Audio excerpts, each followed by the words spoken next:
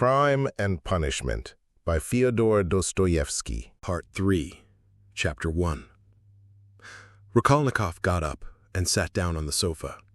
He waved his hand weakly to Razumihin to cut short the flow of warm and incoherent consolations he was addressing to his mother and sister, took them both by the hand, and for a minute or two gazed from one to the other without speaking. His mother was alarmed by his expression. It revealed an emotion agonizingly poignant, and at the same time something immovable, almost insane. Pulcheria Alexandrovna began to cry. Avdotia Romanovna was pale. Her hand trembled in her brother's. "Go home. With him," he said in a broken voice, pointing to Razumihin. "Goodbye till tomorrow. Tomorrow everything— Is it long since you arrived?" "This evening, Rodya. The train was awfully late. But, Rodya, nothing would induce me to leave you now. I will spend the night here, near you." "Don't torture me," he said with a gesture of irritation. "I will stay with him," cried Razumihin tipsily. "I won't leave him for a moment. Bother all my visitors. Let them rage to their heart's content. My uncle is presiding over there." How can I thank you?" Pulcheria Alexandrovna was beginning, once more pressing Razumihin's hands, but Raskolnikov interrupted her again. "I can't have it. I can't have it," he repeated irritably.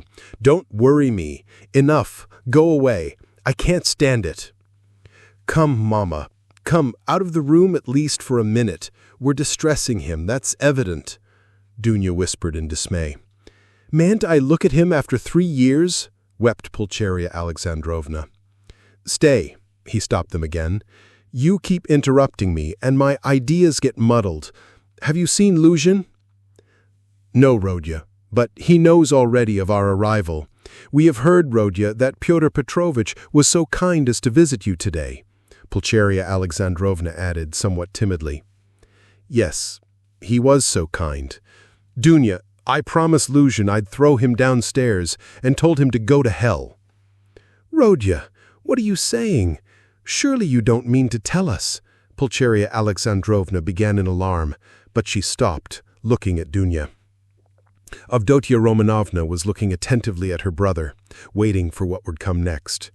Both of them had heard of the quarrel from Nastasia, so far as she had succeeded in understanding and reporting it, and were in painful perplexity and suspense.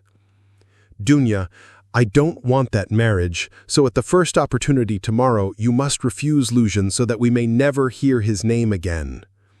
"Good heavens!" cried Pulcheria Alexandrovna. "Brother, think what you are saying," Avdotia Romanovna began impetuously, but immediately checked herself. "You are not fit to talk now, perhaps. You are tired." "You think I'm delirious? No, you are marrying Luzhin for my sake. But I won't accept the sacrifice, and so write a letter before tomorrow to refuse him. Let me read it in the morning, and that will be the end of it." "That I can't do," she cried, offended. "What right do you have?" "Dunya, you are hasty too. Be quiet. Tomorrow, don't you see—" the mother interposed in dismay.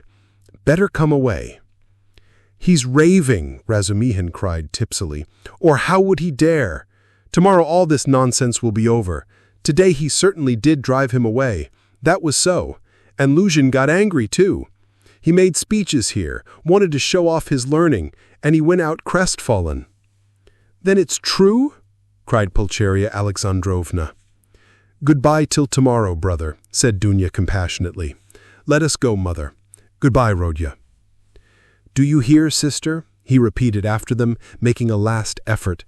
"I am not delirious. This marriage is an infamy. Let me act like a scoundrel, but you mustn't. One is enough. And though I am a scoundrel, I wouldn't own such a sister. It's me or Luzhin. Go now." "But you're out of your mind, despot!" roared Razumihin. But Raskolnikov did not, or perhaps could not, answer. He lay down on the sofa and turned to the wall, utterly exhausted. Avdotia Romanovna looked with interest at Razumihin. Her black eyes flashed. Razumihin positively started at her glance. Pulcheria Alexandrovna stood overwhelmed. "Nothing would induce me to go," she whispered in despair to Razumihin. "I will stay somewhere here. Escort Dunya home." "You'll spoil everything," he answered in the same whisper, losing patience. "Come out on the stairs anyway. Nastasia, show a light." "I assure you," he went on in a half-whisper on the stairs, "that he was almost beating the doctor and me this afternoon. Do you understand? The doctor himself. Even he gave way and left him so as not to irritate him. I remained downstairs on guard, but he dressed at once and slipped off. And he will slip off again if you irritate him at this time of night and will do himself some mischief." "What are you saying?" "And Avdotya Romanovna can't possibly be left in those lodgings without you. Just think where you are staying. That blackguard Pyotr Petrovitch couldn't find you better lodgings. But, you know, I've had a little to drink, and that's what makes me, I swear. Don't mind it." "But I'll go to the landlady here," Pulcharia Alexandrovna insisted. "I'll beseech her to find some corner for Dunya and I for the night. I can't leave him like that. I cannot." This conversation took place on the landing just before the landlady's door. Nastasia lighted them from a step below. Razumihin was in extraordinary excitation. Half an hour earlier, while he was bringing Raskolnikov home, he had indeed talked too freely, but he was aware of it himself, and his head was clear in spite of the vast quantities he had imbibed. Now he was in a state bordering on ecstasy, and all that he had drunk seemed to fly to his head with redoubled effect. He stood with the two ladies, seizing both by their hands, persuading them and giving them reasons with astonishing plainness of speech. And at almost every word he uttered, probably to emphasize his arguments, he squeezed their hands painfully as in a vice. He stared at Avdotya Romanovna without the least regard for good manners. They sometimes pulled their hands out of his huge, bony paws, but far from noticing what was the matter, he drew them all the closer to him. If they'd told him to jump headfirst from the staircase, he would have done it without thought or hesitation in their service. Although Pulcharia Alexandrovna felt that the young man was really too eccentric and pinched her hand too much, in her anxiety over her Rodya, she looked on his presence as providential, and was unwilling to notice all his peculiarities. But though Avdotya Romanovna shared her anxiety and was not of timorous disposition, she could not see the glowing light in his eyes without wonder and almost alarm. It was only the unbounded confidence inspired by Nastasia's account of her brother's queer friend which prevented her from trying to run away from him and persuade her mother to do the same. She realized, too, that even running away was perhaps impossible now. 10 minutes later, however, she was considerably reassured. It was characteristic of Razumihin that he showed his true nature at once, whatever mood he might be in, so that people quickly saw the sort of man they had to deal with. "You can't go to the landlady. That's perfect nonsense. If you stay, though you are his mother, you'll drive him to a frenzy, and then goodness knows what will happen. Listen, I'll tell you what I'll do. Nastasia will stay with him now, and I'll conduct you both home. You can't be in the streets alone. Petersburg is an awful place in that way. But never mind, then I'll run straight back here. At a quarter of an hour, on my word of honor, I'll bring you news how he is, whether he's asleep, and all that. Then, listen, then I will run home in a twinkling. I have a lot of friends there, all drunk. I'll fetch Zosimov. That's the doctor who's looking after him. He's there too, but he's not drunk. He's never drunk. I'll drag him to Rodya and then to you, so that you'll get 2 reports in the hour. From the doctor, you understand? From the doctor. That's a very different thing from my account of him. If there's anything wrong, I swear I'll bring you here myself. But if it's all right, you go to bed, and I'll spend the night here in the passage. He won't hear me, and I'll tell Zosimov to sleep at the landlady's to be at hand. Which is better for him, you or the doctor? So come home then. But the landlady is out of the question. It's all right for me, but it's out of the question for you.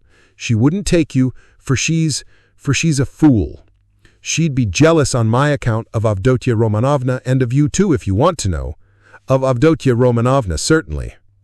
She's an absolutely unaccountable character. But I'm a fool too. No matter. Come along. Do you trust me? Come, do you trust me or not?" "Let us go, mother," said Avdotia Romanovna.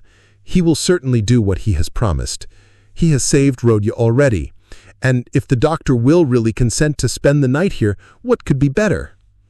You see, you understand me, because you are an angel," Razumihin cried in ecstasy. "Let us go.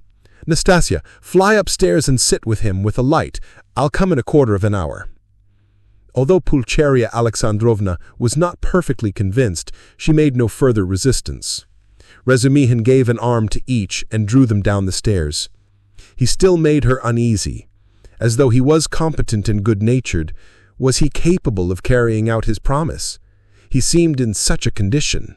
"Ah, I see you think I am in such a condition," Razumihin broke in upon her thoughts, guessing them as he strolled along the pavement with huge steps, so that the two ladies could hardly keep up with him, a fact he did not observe, however. "Nonsense. That is, I am drunk like a fool, but that's not it. I am not drunk from wine. It's seeing you has turned my head. But don't mind me. Don't take any notice. I am talking nonsense. I am not worthy of you. I am utterly unworthy of you. The minute I've taken you home, I'll pour a couple of pailfuls of water over my head in the gutter here, and then I shall be all right. If only you knew how I love you both. Don't laugh and don't be angry. You may be angry with anyone, but not with me. I am his friend, and therefore I am your friend too. I want to be. I had a presentiment. Last year there was a moment, though it wasn't a presentiment really, for you seemed to have fallen from heaven, and I expect I shan't sleep all night. Zosimov was afraid a little time ago that he would go mad. That's why he mustn't be irritated." "What do you say?" cried the mother. "Did the doctor really say that?" asked Avdotia Romanovna, alarmed. "Yes, but it's not so, not a bit of it. He gave him some medicine, a powder. I saw it, and then you're coming here. It would have been better if you had come tomorrow. It's a good thing we went away. And in an hour Zosimov himself will report to you about everything. He is not drunk, and I shan't be drunk. And what made me get so tight? Because they got me into an argument, damn them. I've sworn never to argue.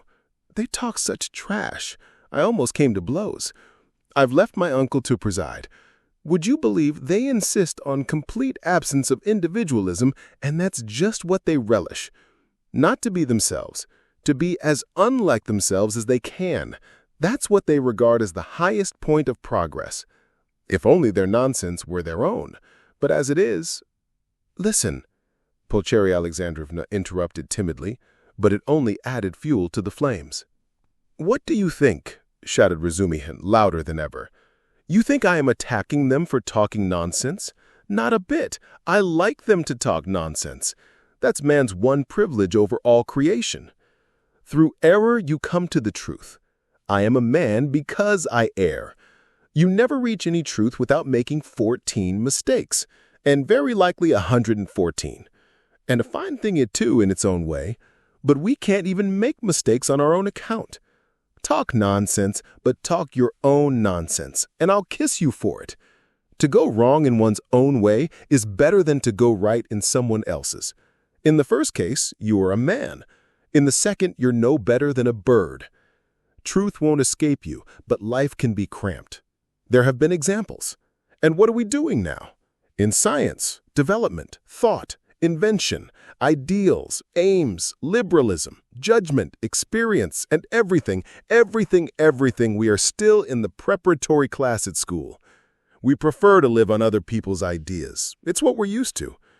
Am I right? Am I right? Cried Razumihin, pressing and shaking the two ladies' hands. Oh, mercy, I do not know, cried poor Pulcheria Alexandrovna. Yes, though I don't agree with you in everything, added Avdotia Romanovna earnestly, and at once uttered a cry, for he squeezed her hand so painfully. Yes? You say yes. Well, after that you, he cried in a transport. You are a fount of goodness, purity, sense, and perfection. Give me your hand. You give me yours too. I want to kiss your hands here at once, on my knees. And he fell on his knees on the pavement, fortunately at that time deserted. "Leave off! I entreat you! What are you doing?" Pulcheria Alexandrovna cried, greatly distressed. Get up," said Dunya, laughing, though she too was upset. "Not for anything until you let me kiss your hands. That's it. Enough. I get up and we'll go on. I'm a luckless fool, I'm unworthy of you, and drunk, and I'm ashamed. I am not worthy to love you, but to do homage to you is the duty of every man who is not a perfect beast, and I've done homage. Here are your lodgings, and for that alone Rodya was right in driving your Pyotr Petrovitch away. How dare he? How dare he put you in such lodgings? It's a scandal. Do you know the sort of people they take in here? And you his betrothed? You are his betrothed. Yes. Well, then I'll tell you, your fiancé is a scoundrel." "Excuse me, Mr. Razumihin, you're forgetting."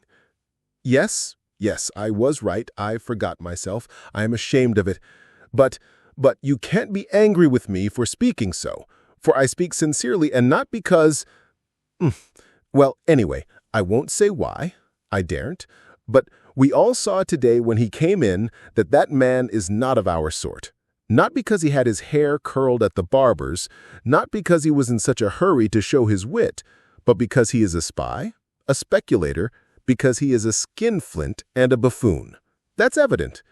Do you think him clever? No, he's a fool. A fool! And is he a match for you? Good heavens! Do you see, ladies?" He stopped suddenly on the way upstairs to their rooms. "Though all my friends there are drunk, yet they are all honest. And though we do talk a lot of trash, and I do too, yet we shall talk our way to the truth at last. For we are on the right path, while Pyotr Petrovitch is not on the right path. Though I've been calling them all sorts of names just now, I do respect them all, though I don't respect Zametov. I like him, for he is a puppy, and that bullock Zosimov because he is an honest man and knows his work. But enough, it's all said and forgiven." Is it forgiven? Well, then let's go on. I know this corridor. I've been here. There was a scandal here at number 3. Where are you here? Which number? 8? Well, lock yourselves in for the night. Don't let anybody in.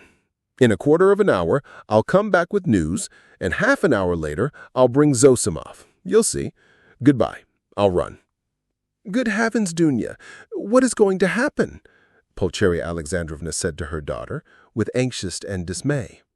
"Don't you worry yourself, mother," said Dunya, taking off her hat and cape. "God has sent this gentleman to our aid, though he has come from a drinking party. We can depend on him, I assure you, and all that he has done for Rodya. Oh, Dunya, God knows whether he will come. How could I bring myself to leave Rodya? And how different I've had fancied our meeting. How sullen he was, as though not pleased to see us." Tears came into her eyes. "No, it's not that, mother. You didn't see. You were crying all the time. He's quite unhinged by serious illness. That's the reason." "Ah, that illness! What will happen? What will happen? And how he talked to you, Dunya," said the mother, looking timidly at her daughter, trying to read her thoughts, and already half consoled by Dunya standing up for her brother, which meant that she had already forgiven him. She added, probing her further, "I am sure he will think better of it tomorrow, and I am sure that he will say the same tomorrow about that," Avdotia Romanovna said finally. And of course there was no going beyond that, for this was a point which Pulcheria Alexandrovna was afraid to discuss. Dunya went up and kissed her mother. The latter warmly embraced her without speaking. Then she sat down to wait anxiously for Razumihin's return, timidly watching her daughter, who walked up and down the room with her arms folded, lost in thought. This walking up and down when she was thinking was a habit of Avdotia Romanovna, and the mother was always afraid to break in on her daughter's mood at such moments. Razumihin, of course, was ridiculous in his sudden drunken infatuation for Avdotia Romanovna. Yet, apart from his eccentric condition, many people would have thought it justified if they had seen Avdotia Romanovna, especially at that moment when she was walking to and fro with folded arms, pensive and melancholy. Avdotia Romanovna was remarkably good-looking. She was tall, strikingly well-proportioned, strong and self-reliant. The latter quality was apparent in every gesture, though it did not in the least detract from the grace and softness of her movements. In face she resembled her brother, but she might be described as really beautiful. Her hair was dark brown, a little lighter than her brother's. There was a proud light in her almost black eyes, and yet, at times, a look of extraordinary kindness. She was pale, but it was a healthy pallor. Her face was radiant with freshness and vigor. Her mouth was rather small. The full red lower lip projected a little, as did her chin. It was the only irregularity in her beautiful face, but it gave it a peculiarly individual and almost haughty expression. Her face was always more serious and thoughtful than gay, but how well smiles, how well youthful, light-hearted, irresponsible laughter suited her face. It was natural enough that a warm, open, simple-hearted, honest giant like Razumihin, who had never seen anyone like her and was not quite sober at the time, should lose his head immediately. Besides, as chance would have it, he saw Dunya for the first time transfigured by her love for her brother and her joy at meeting him. Afterwards, he saw her lower lip quiver with indignation at her brother's insolent, cruel, and ungrateful words, and his fate was sealed. He had spoken the truth, moreover, when he blurted out in his drunken talk on the stairs that Praskovya Pavlovna, Raskolnikov's eccentric landlady, would be jealous of Pulcheria Alexandrovna as well as of Dotya Romanovna on his account. Although Pulcheria Alexandrovna was 43, her face still retained traces of her former beauty. She looked much younger than her age, indeed, which is almost always the case with women who retain serenity of spirit, sensitiveness, and pure, sincere warmth of heart to old age. We may add in parenthesis that to preserve all this is the only means of retaining beauty to old age. Her hair had begun to grow gray and thin. There had long been little crow's-foot wrinkles around her eyes. Her cheeks were hollow and sunken from anxiety and grief, and yet it was a handsome face. She was Dunya over again, 20 years older, but without the projecting underlip. Pulcheria Alexandrovna was emotional, but not sentimental, timid and yielding, but only to a certain point. She could give way and accept a great deal, even of what was contrary to her convictions, but there was a certain barrier fixed by honesty, principle, and the deepest convictions which nothing would induce her to cross. Exactly 20 minutes after Razumihin's departure, there came 2 subdued but hurried knocks at the door. He had come back. "I won't come in. I haven't time," he hastened to say when the door was opened. "He sleeps like a top, soundly, quietly, and God grant he may sleep 10 hours. Nastasia's with him. I told her not to leave till I came. Now I'm fetching Zosimov. He will report to you, and then you'd better turn in. I can see you're too tired to do anything." And he ran off down the corridor. "What a very competent and devoted young man!" cried Pulcheria Alexandrovna, exceedingly delighted. "He seems a splendid person," Avdotya Romanovna replied with some warmth, resuming her walk up and down the room. It was nearly an hour later when they heard footsteps in the corridor and another knock at the door. Both women waited this time, completely relying on Razumihin's promise. He actually had succeeded in bringing Zosimov. Zosimov had agreed at once to desert the drinking party to go to Raskolnikov's, but he came reluctantly and with the greatest suspicion to see the ladies, mistrusting Razumihin in his exhilarated condition. But his vanity was at once reassured and flattered. He saw that they were really expecting him as an oracle. He stayed just 10 minutes and succeeded in completely convincing and comforting Pulcheria Alexandrovna. He spoke with marked sympathy, but with the reserve and extreme seriousness of a young doctor at an important consultation. He did not utter a word on any other subject and did not display the slightest desire to enter into more personal relations with the 2 ladies. Remarking at his first entrance the dazzling beauty of Avdotya Romanovna, he endeavored not to notice her at all during his visit and addressed himself solely to Pulcheria Alexandrovna. All this gave him extraordinary inward satisfaction. He declared that he thought the invalid at this moment going on very satisfactorily.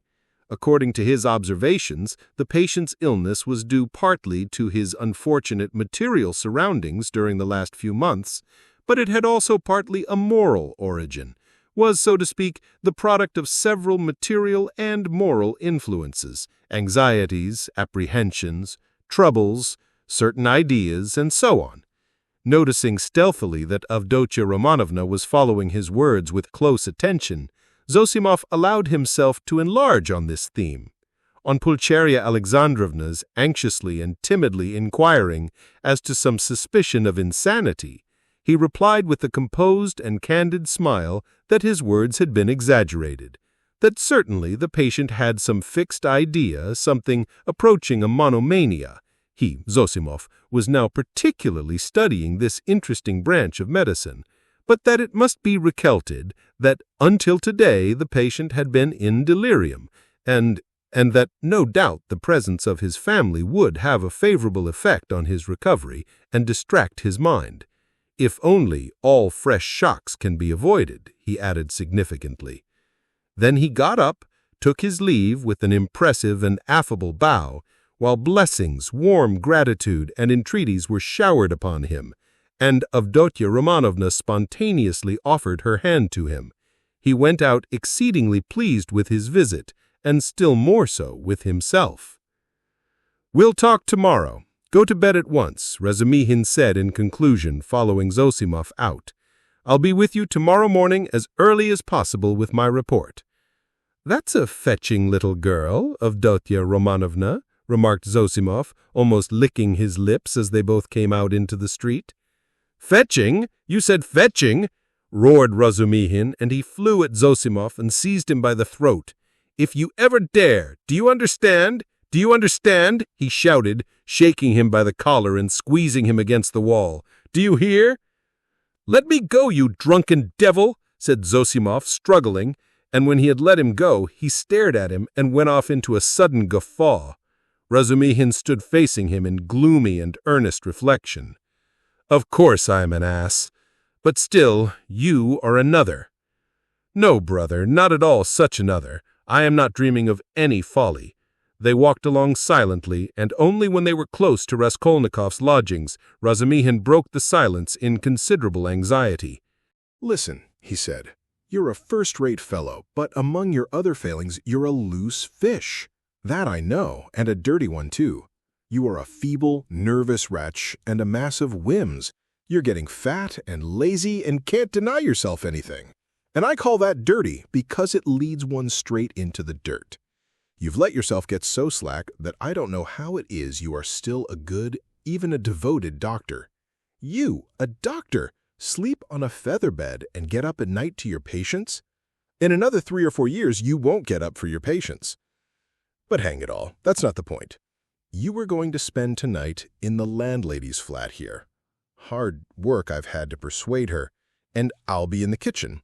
So here's a chance for you to get to know her better. It's not as you think. There's not a trace of anything of the sort, brother. But I don't think. Here you have modesty, brother, silence, bashfulness, a savage virtue, and yet she's sighing and melting like wax, simply melting. Save me from her by all that's unholy. She's most prepossessing. I'll repay you. I'll do anything." Zosimov laughed more violently than ever. "Well, you are smitten. But what am I to do with her?" "It won't be much trouble, I assure you. Talk any rot you like to her as long as you sit by her and talk. You're a doctor, too. Try curing her of something. I swear you won't regret it. She has a piano, and, I strum a little. I have a song there, a genuine Russian one. I shed hot tears. She likes the genuine article, and, well, it all began with that song. Now you are a regular performer, a maestra, a Rubinstein. I assure you, you won't regret it. But have you made her some promise? Something signed? A promise of marriage, perhaps? Nothing, absolutely nothing of the kind. Besides, she's not that sort at all. Chebarov tried that." "Well then, drop her." "But I can't drop her like that." "Why can't you?" "Well, I can't, that's all about it. There's an element of attraction here, brother. Then why have you fascinated her? I haven't fascinated her. Perhaps I was fascinated myself in my folly. But she won't care a straw whether it's you or I, so long as somebody sits by her in sighs. I can't explain the position, brother.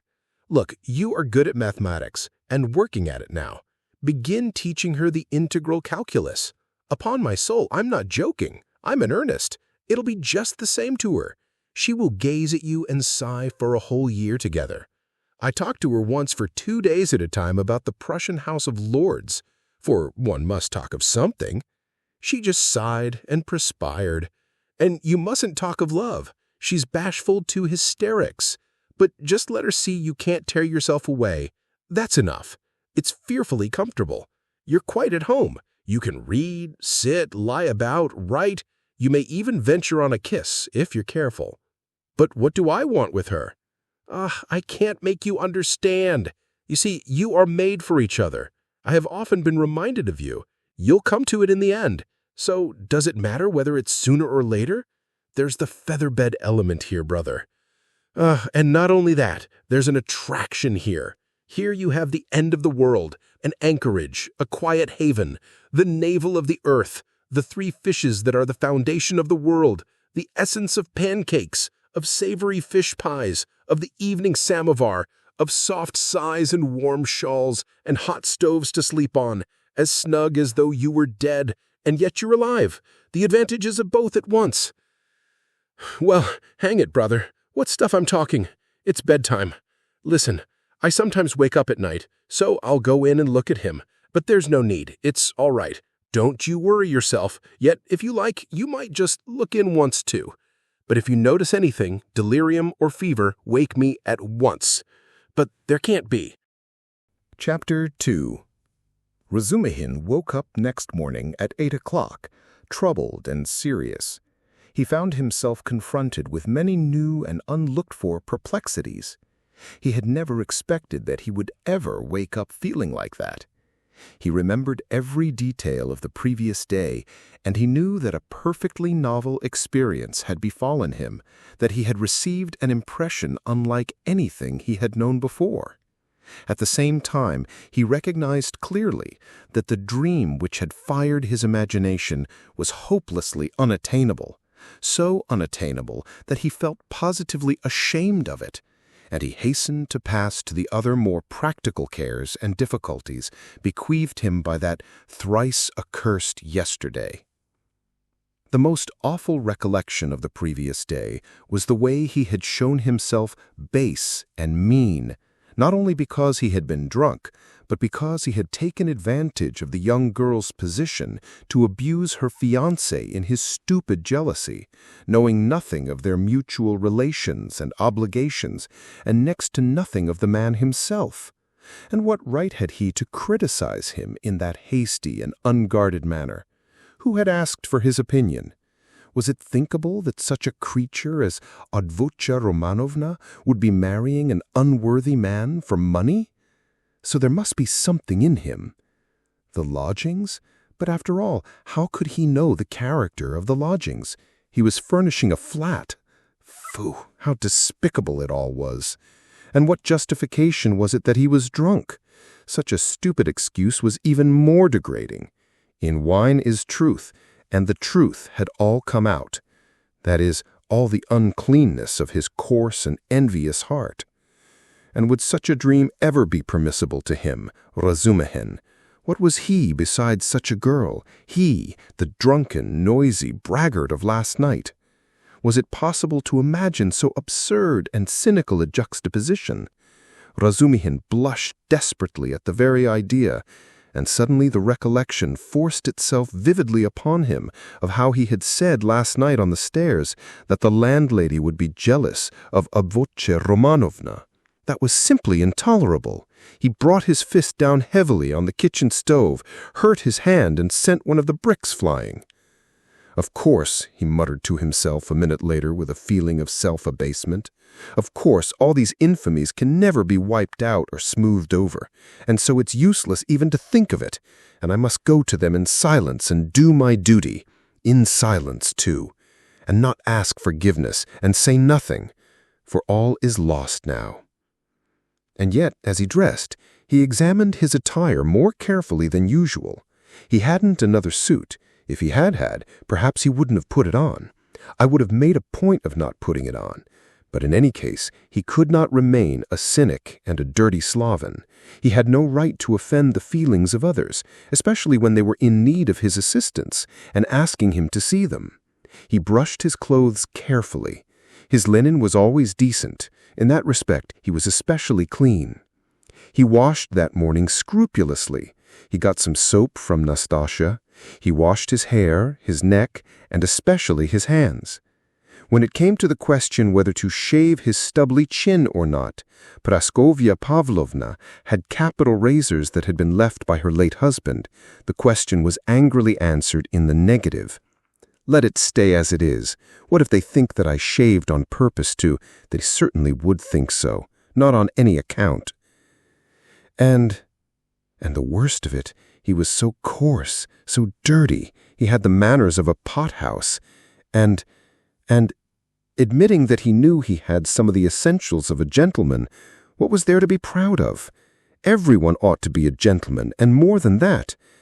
And, all the same, he remembered that he too had done little things, not exactly dishonest, and what thoughts he sometimes had. And to set all that beside Avdotya Romanovna? Confound it. So be it. Well, he'd make a point, then, of being dirty, greasy, pothouse in his manners, and he wouldn't care. He'd be worse.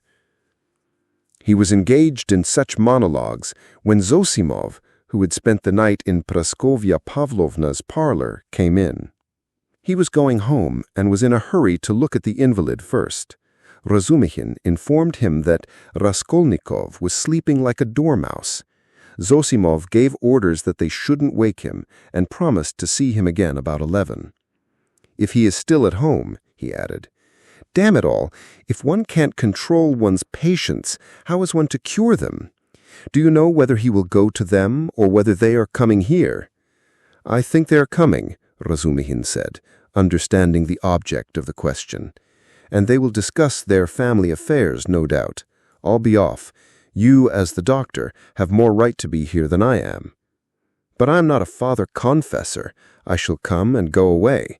I've got plenty of doing besides looking after them. One thing worries me, Razumihin interposed, frowning. On the way home, I talked a lot of drunken nonsense to him, all sorts of things, and among them that you were afraid that he might. You told the ladies so too. I know it was stupid. You may beat me if you like. Did you think it seriously?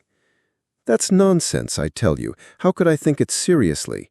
You yourself described him as a monomaniac when you fetched him to me, and we added fuel to the fire yesterday. You did, that is, with your story about the painter. It was a nice conversation when he was perhaps mad on that very point. If only I'd known what happened then at the police station, and that some wretch had insulted him with this suspicion. If only I'd known what happened then at the police station, and that some wretch had insulted him with this suspicion. I would not have allowed that conversation yesterday. These monomaniacs will make a mountain out of a molehill, and see their fancies as solid realities. As far as I remember, it was Zametov's story that cleared up half the mystery in my mind. Why, I know one case in which a hypochondriac, a man of 40, cut the throat of a little boy of 8 because he couldn't endure the jokes he made every day at table. And in this case, his rags, the insolent police officer, the fever, and this suspicion, all that working on a man half frantic with hypochondria and with his morbid exceptional vanity, that may well have been the starting point of illness. Well, bother it all. And by the way, that Zametov certainly is a nice fellow, but he shouldn't have told all that last night. He is an awful chatterbox. But to whom did he tell it to? You and me? And Porfiri. What does that matter? And by the way, do you have any influence on them, his mother and sister? Tell them to be more careful with him today. They'll get on all right, Razumihin answered reluctantly. "Why is he so set against this Luzhin? A man with money, and she doesn't seem to dislike him. And they haven't a farthing, I suppose, eh?" "But what business is it of yours?" Razumihin cried with annoyance. "How can I tell whether they have a farthing? Ask them yourself, and perhaps you'll find out." "Phew, what an ass you are sometimes. Last night's wine has not gone off yet. Goodbye. Thank your Praskovya Pavlovna from me for my night's lodging. She locked herself in, made no reply to my bonjour through the door. She was up at 7, the samovar was taken into her from the kitchen. I was not vouchsafed a personal interview." At 9 o'clock precisely, Razumihin reached the lodgings at Bakaleyev's house. Both ladies were waiting for him with nervous impatience. They had risen at 7 o'clock or earlier. He entered looking as black as night, bowed awkwardly, and was at once furious with himself for it. He had reckoned without his host. Pulcheria Alexandrovna fairly rushed at him, seized him by both hands, and was almost kissing them. He glanced timidly at Avdotya Romanovna, but her proud countenance wore at that moment an expression of such gratitude and friendliness, such complete and unlooked-for respect, in place of the sneering looks and ill-disguised contempt he had expected, that it threw him into greater confusion than if he had been met with abuse. Fortunately, there was a subject for conversation, and he made haste to snatch at it. Hearing that everything was going well and that Rodya had not yet waked, Pulcheria Alexandrovna declared that she was glad to hear it, because she had something which it was very, very necessary to talk over beforehand. Then followed an inquiry about breakfast and an invitation to have it with them. They had waited to have it with him. Avdotya Romanovna rang the bell. It was answered by a ragged, dirty waiter, and they asked him to bring tea, which was served at last, but in such a dirty and disorderly way that the ladies were ashamed. Razumihin vigorously attacked the lodgings, but, remembering Luzhin, stopped in embarrassment and was greatly relieved by Pulcheria Alexandrovna's questions, which showered in a continual stream upon him. He talked for 3/4 of an hour, being constantly interrupted by their questions, and succeeded in describing to them all the most important facts he knew of the last year of Raskolnikov's life, concluding with a circumstantial account of his illness. He omitted, however, many things which were better omitted, including the scene at the police station with all its consequences. They listened eagerly to his story, and when he thought he had finished and satisfied his listeners, he found that they considered he had hardly begun. Tell me, what do you think? Excuse me, I still don't know your name." "Dmitri Prokofitch." "I should like very, very much to know, Dmitri Prokofitch, how he looks on things in general now. That is, how can I explain? What are his likes and dislikes? Is he always so irritable? Tell me, if you can, what are his hopes and, so to say, his dreams? Under what influences is he now? In a word, I should like—" "Ah, mother, how can he answer all that at once?" observed Dunya. "Good heavens, I had not expected to find him in the least like this, Dmitri Prokofitch." "Naturally," answered Razumihin. "I have no mother, but my uncle comes every year, and almost every time he can scarcely recognize me even in appearance, though he's a clever man. And your 3 years' separation means a great deal. What am I to tell you? I have known Rodion for a year and a half. He's morose, gloomy, proud, and haughty, and of late, and perhaps for a long time before, he has been suspicious and fanciful. He has a noble nature and a kind heart. He does not like to show his feelings, and would rather do a cruel thing than open his heart freely. Sometimes, though, he is not at all morbid, but simply cold and inhumanly callous. It's as though he were alternating between two characters. Sometimes he is fearfully reserved. He says he's so busy that everything is a hindrance, and yet he lies in bed doing nothing. He doesn't jeer at things, not because he hasn't the wit, but as though he hadn't time to waste on such trifles. He never listens to what is said to him. He's never interested in what interests other people at any given moment. He thinks very highly of himself, and perhaps he's right. Well, what more? I think your arrival will have the most beneficial influence upon him." "God grant it may," cried Pulcheria Alexandrovna, distressed by Razumihin's account of her Rodya. And Razumihin ventured to look more boldly at Avdotya Romanovna at last. He glanced at her often while he was talking, but only for a moment, and looked away again at once. Avdotya Romanovna sat at the table, listening attentively, then got up again and began walking to and fro with her arms folded and her lips compressed, occasionally putting in a question without stopping her walk. She had the same habit of not listening to what was said. She was wearing a dress of thin, dark stuff, and she had a white, transparent scarf round her neck. Razumihin soon detected signs of extreme poverty in their belongings.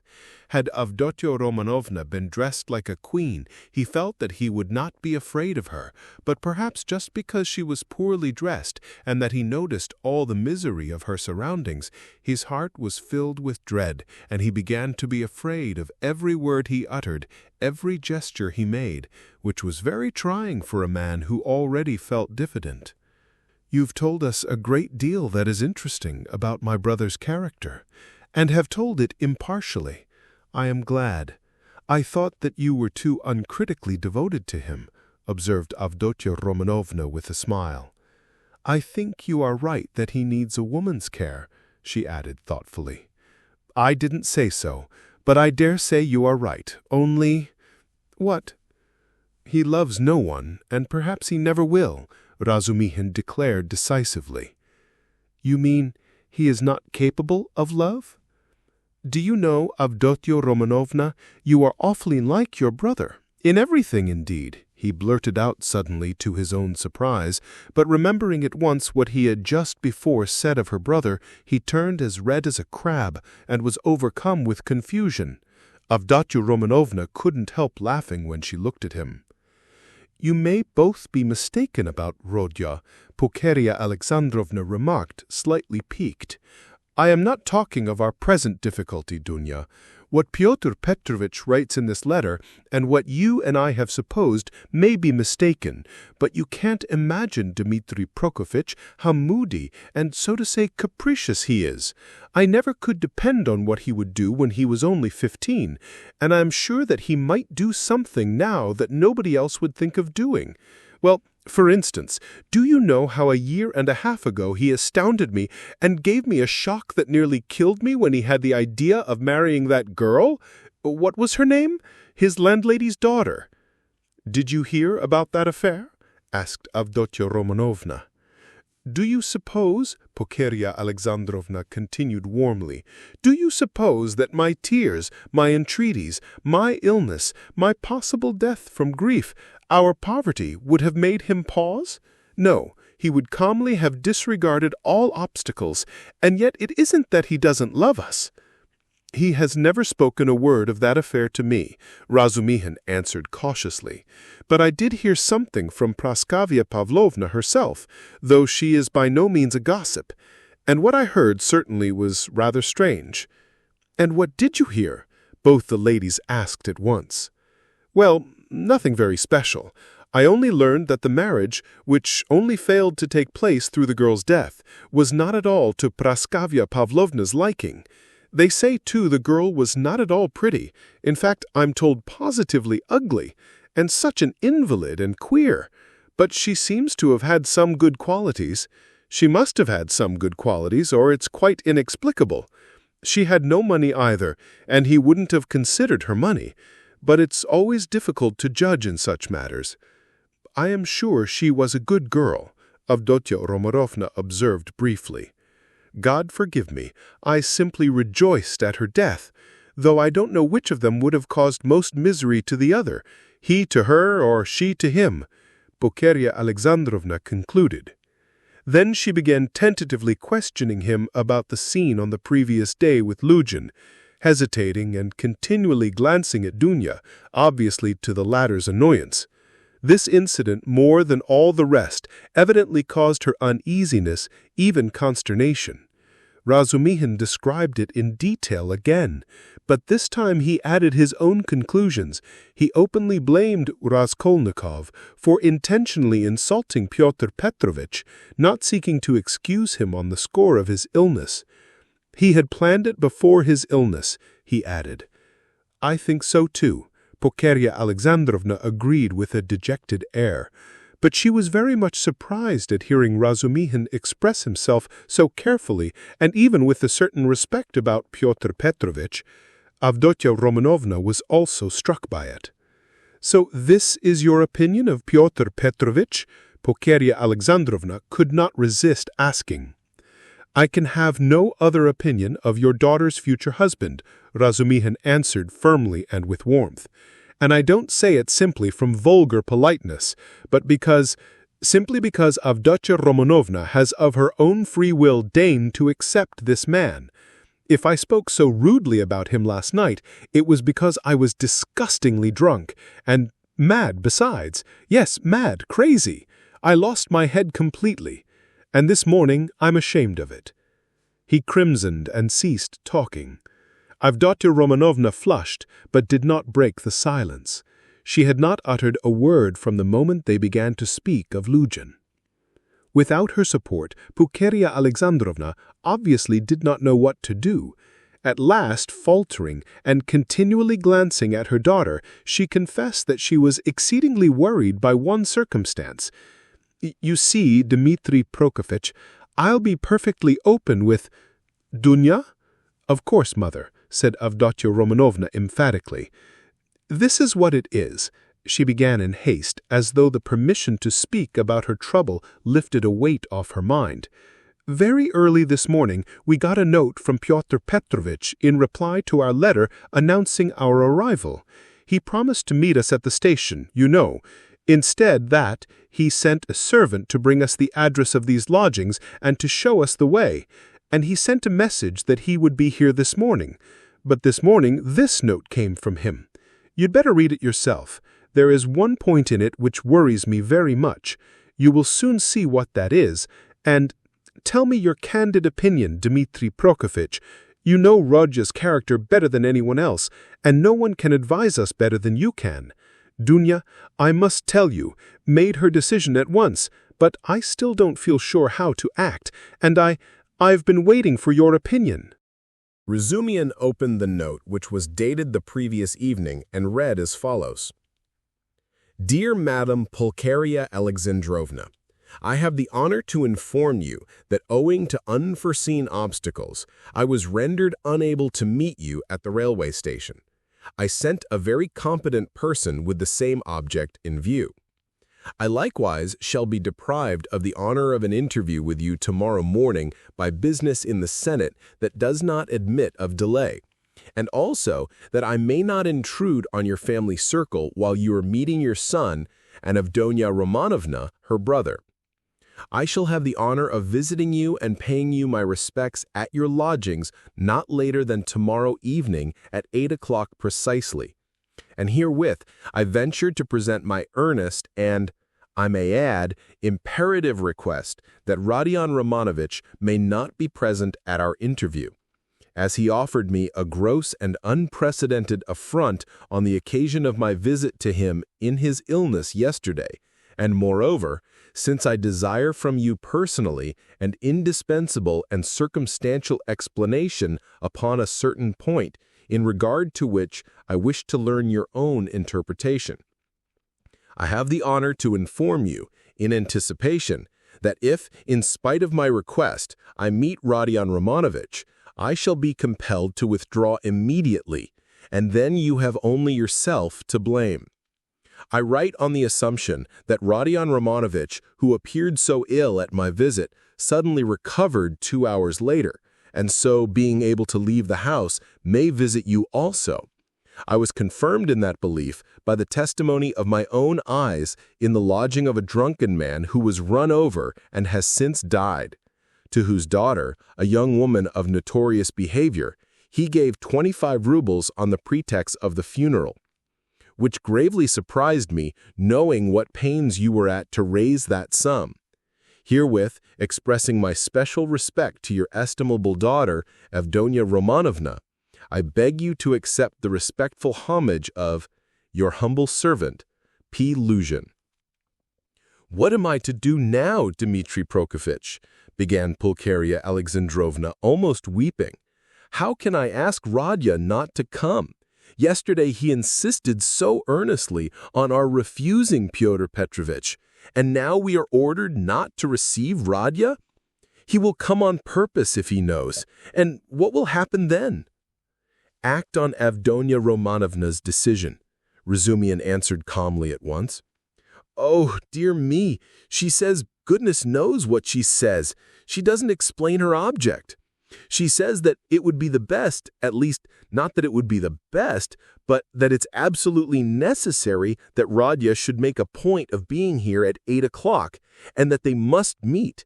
I didn't want even to show him the letter, but to prevent him from coming by some stratagem with your help, because he's so irritable. Besides, I don't understand about that drunkard who died and that daughter, and how he could have given the daughter all the money, which cost you such sacrifice, mother," put in Evdonia Romanovna. "He was not himself yesterday," said Razumihin thoughtfully. "If only you knew what he was up to in a restaurant yesterday, though there was sense in it, too. He did say something as we were going home yesterday evening about a dead man and a girl, but I didn't understand a word. But last night, myself. The best thing, mother, will be for us to go to him ourselves, and there, I assure you, we shall see at once what's to be done. Besides, it's getting late. Good heavens, it's past 10 o'clock, she cried, looking at a splendid gold-enameled watch which hung around her neck on a thin Venetian chain and looked entirely out of keeping with the rest of her dress.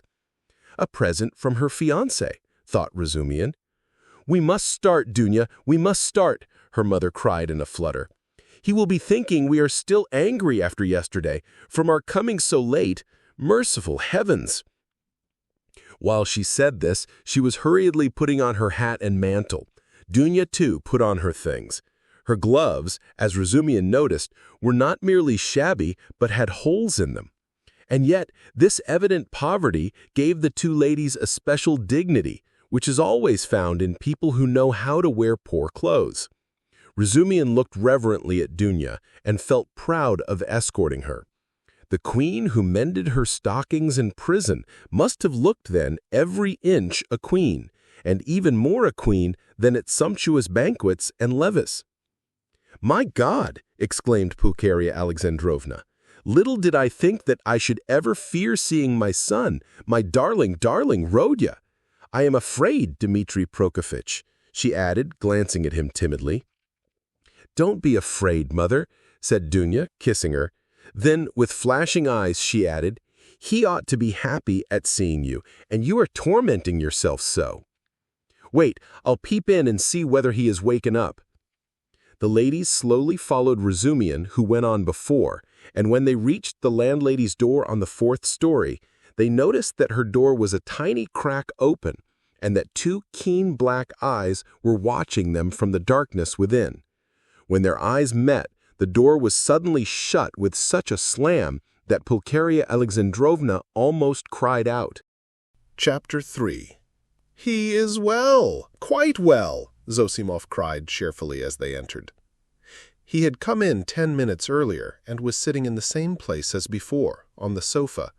Raskolnikov was sitting in the opposite corner, fully dressed and carefully washed and combed as he had not been for some time past. The room was immediately crowded, yet Nastasia managed to follow the visitors in and stayed to listen. Raskolnikov really was almost well, as compared with his condition the day before, but he was still pale, listless, and somber. He looked like a wounded man or one who has undergone some terrible physical suffering. His brows were knitted, his lips compressed, his eyes feverish. He spoke little and reluctantly, as though performing a duty, and there was a restlessness in his movements. He only wanted a sling on his arm or a bandage on his finger to complete the impression of a man with a painful abscess or a broken arm. The pale, somber face lighted up for a moment when his mother and sister entered, but this only gave it a look of more intense suffering in place of its listless dejection.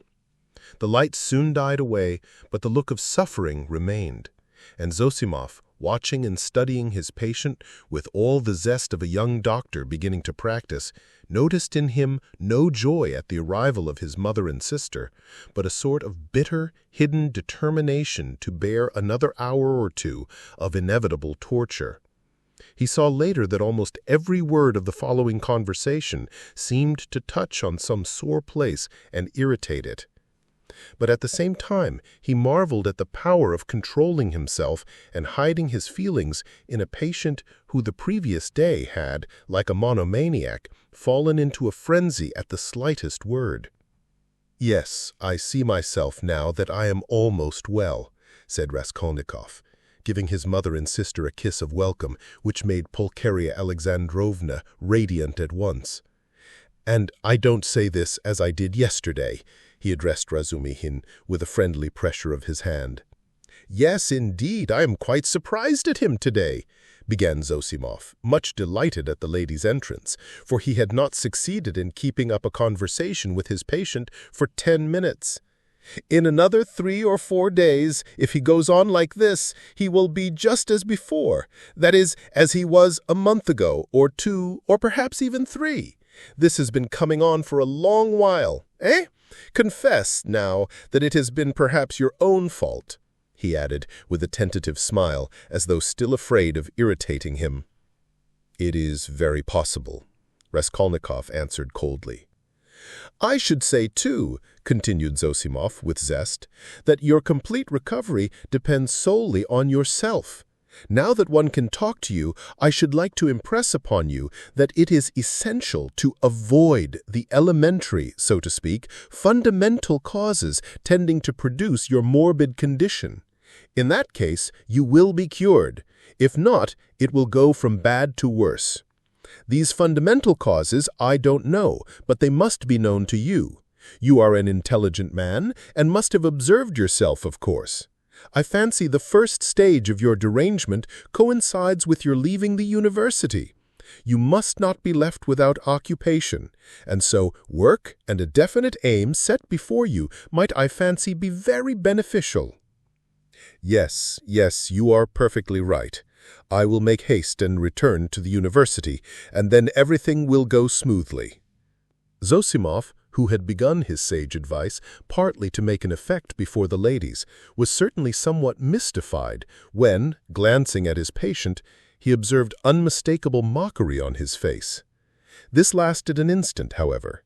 Pulcheria Alexandrovna began at once thanking Zosimov, especially for his visit to their lodging the previous night. "What, he saw you last night?" Raskolnikov asked, as though startled. "Then you have not slept either, after your journey?" "Oh, Rodya, that was only till 2 o'clock. Dunya and I never go to bed before 2 at home." "I don't know how to thank him either," he went on, suddenly frowning and looking down. Setting aside the question of payment, forgive me for referring to it, he turned to Zosimov. "I really don't know what I have done to deserve such special attention from you. I simply don't understand it, and it weighs upon me indeed, because I don't understand it. I tell you so candidly." "Don't be irritated," Zosimov forced himself to laugh. "Assume that you are my first patient. Well, we fellows just beginning to practice love our first patients as if they were our children, and some almost fall in love with them. And of course I am not rich in patients." "I say nothing about him," he added, pointing to Razumihin, "though he has had nothing from me either but insult and trouble." "What nonsense he is talking! Why, you are in a sentimental mood today, are you?" shouted Razumihin. If he had had more penetration, he would have seen that there was no trace of sentimentality in him, but something indeed quite the opposite.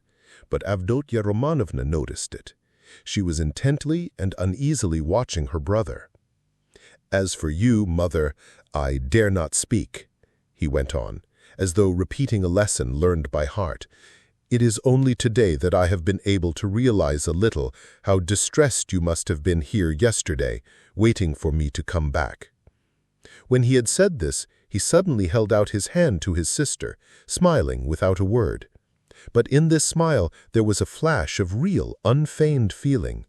Dunya caught it at once and warmly pressed his hand, overjoyed and thankful. It was the first time he had addressed her since their dispute the previous day. The mother's face lit up with ecstatic happiness at the sight of this conclusive, unspoken reconciliation. "Yes, that is what I love him for," Razumihin, exaggerating it all, muttered to himself with a vigorous turn in his chair. "And how well he does it all," the mother was thinking to herself. "What generous impulses he has, and how simply, how delicately he put an end to all the misunderstanding with his sister, simply by holding out his hand at the right minute and looking at her like that. And what fine eyes he has, and how fine his whole face is.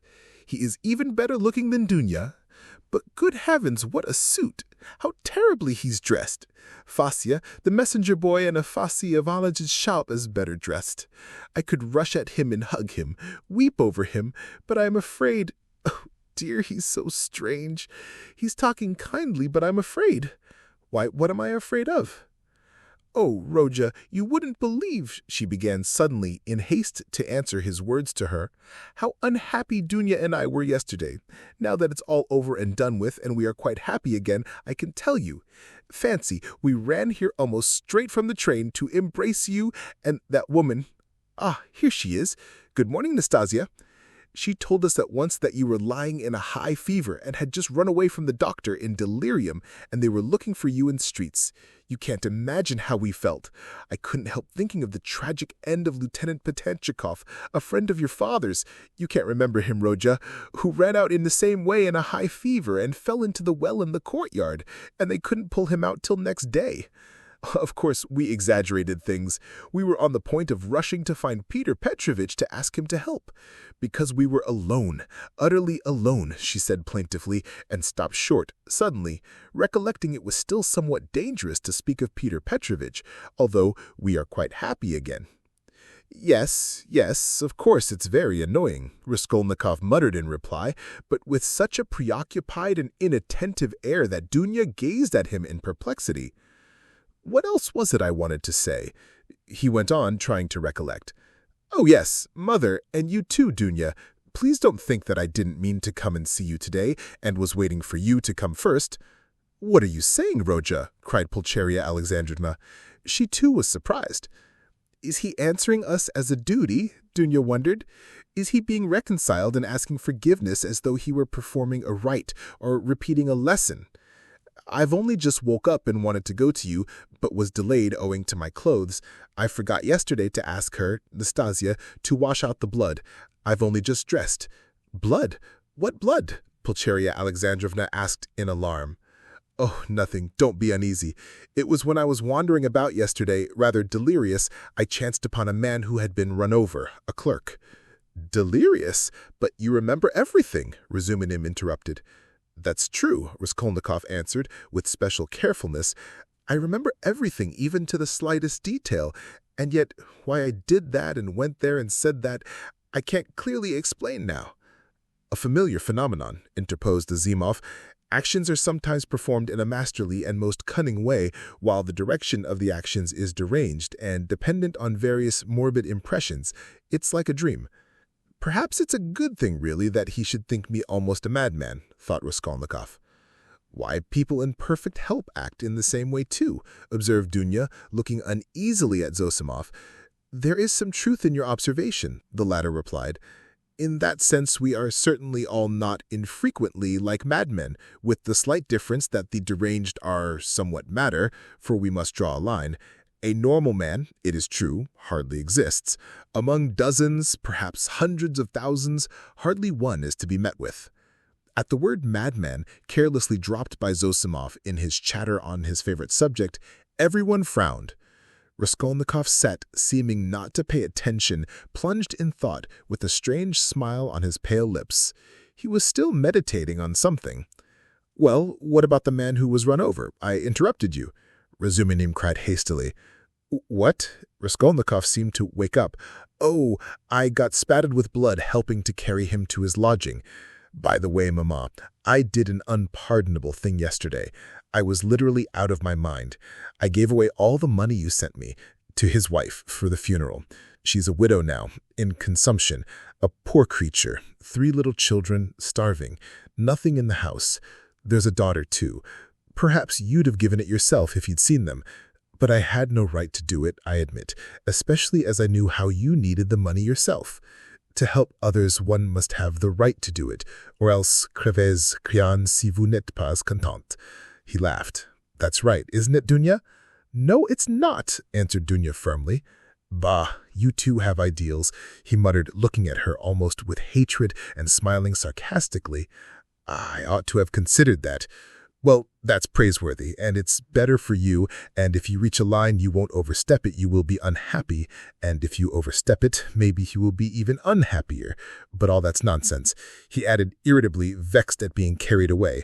I only meant to say that I beg your forgiveness, Mother, he concluded, shortly and abruptly. That's enough, Rocha. I'm sure that everything you do is very good, said his mother, delighted. Don't be too sure, he answered, twisting his mouth into a smile. A silence followed. There was a certain constraint in all this conversation, and in the silence, and in the reconciliation, and in the forgiveness, and all were feeling it. As though they were afraid of me, Raskolnikov was thinking to himself, looking askance at his mother and sister. Pulcheria Alexandrovna was indeed growing more timid the longer she kept silent. Yet in their absence I seemed to love them so much, flashed through his mind. Do you know, Rodya, Marfa Petrovna is dead, Pulcheria Alexandrovna blurted out suddenly. What Marfa Petrovna? Oh, mercy on us, Marfa Petrovna Svidrigailov. I wrote you so much about her. Ah, yes, I remember. So she's dead. Oh, really? He roused himself suddenly as if waking up. What did she die of? Only imagine, quite suddenly, on the very day I was sending you that letter. Would you believe it, that awful man seems to have been the cause of her death? They say he beat her dreadfully. Why, were they on such bad terms? He asked, addressing his sister. Not at all. Quite the contrary, indeed. With her he was always very patient, considerate even. In fact, all those 7 years of their married life he gave way to her, too much so indeed in many cases. All of a sudden he seems to have lost patience. Then he could not have been so awful if he controlled himself for 7 years. You seem to be defending him, Dunya. No, he's an awful man. I can't imagine anything more awful, Dunya answered, almost with a shudder, knitting her brows and sinking into thought. That had happened in the morning, and directly afterwards she ordered the horses to be harnessed to drive to the town immediately after dinner. She always used to drive to the town in such cases. She ate a very good dinner, I am told. After the beating? That was always her habit, and immediately after dinner, so as not to be late in starting, she went to the bathhouse. You see, she was undergoing some treatment with baths.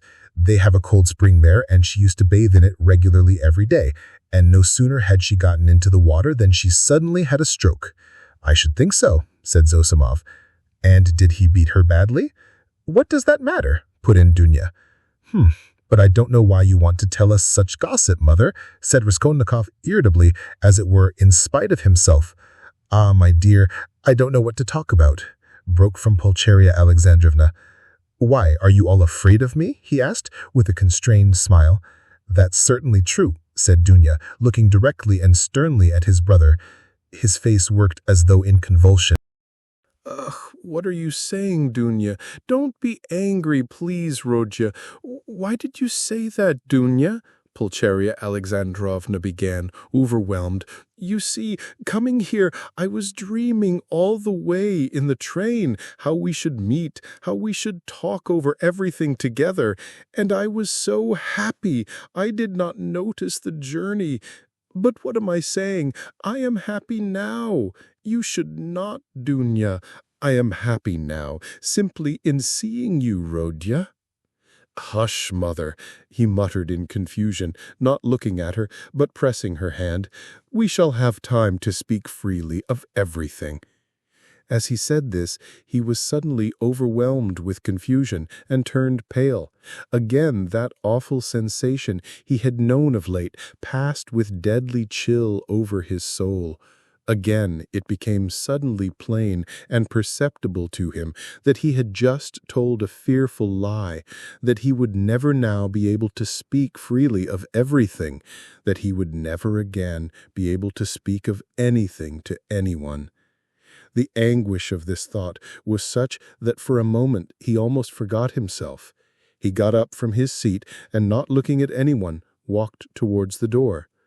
"What are you about?" cried Razumihin, clutching him by the arm. He sat down again and began looking about him in silence. They were all looking at him in perplexity. "But what are you all so dull for?" he shouted suddenly and quite unexpectedly. "Do say something. What's the use of sitting like this? Come, do speak. Let us talk. We meet together and sit in silence. Come, anything." "Thank God! I was afraid the same thing as yesterday was beginning again," said Pulcheria Alexandrovna, crossing herself. "What is the matter, Rodya?" asked Avdotya Romanovna, distrustfully.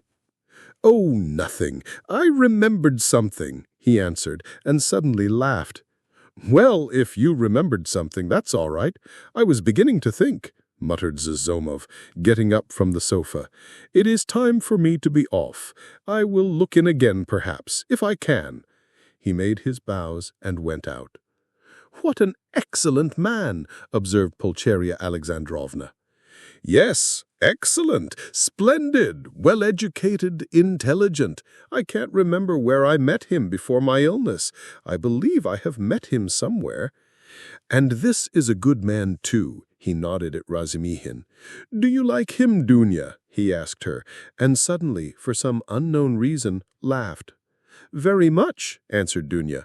"Phew, what a pig you are!" Razumihin protested, blushing in terrible confusion, and he got up from his chair. Pulcheria Alexandrovna smiled faintly, but Raskolnikov laughed aloud. "Where are you off to?" "I must go." "You need not at all. Stay! Zosomov has gone, so you must. Don't go. What's the time? Is it 12 o'clock? What a pretty watch you have got, Dunya.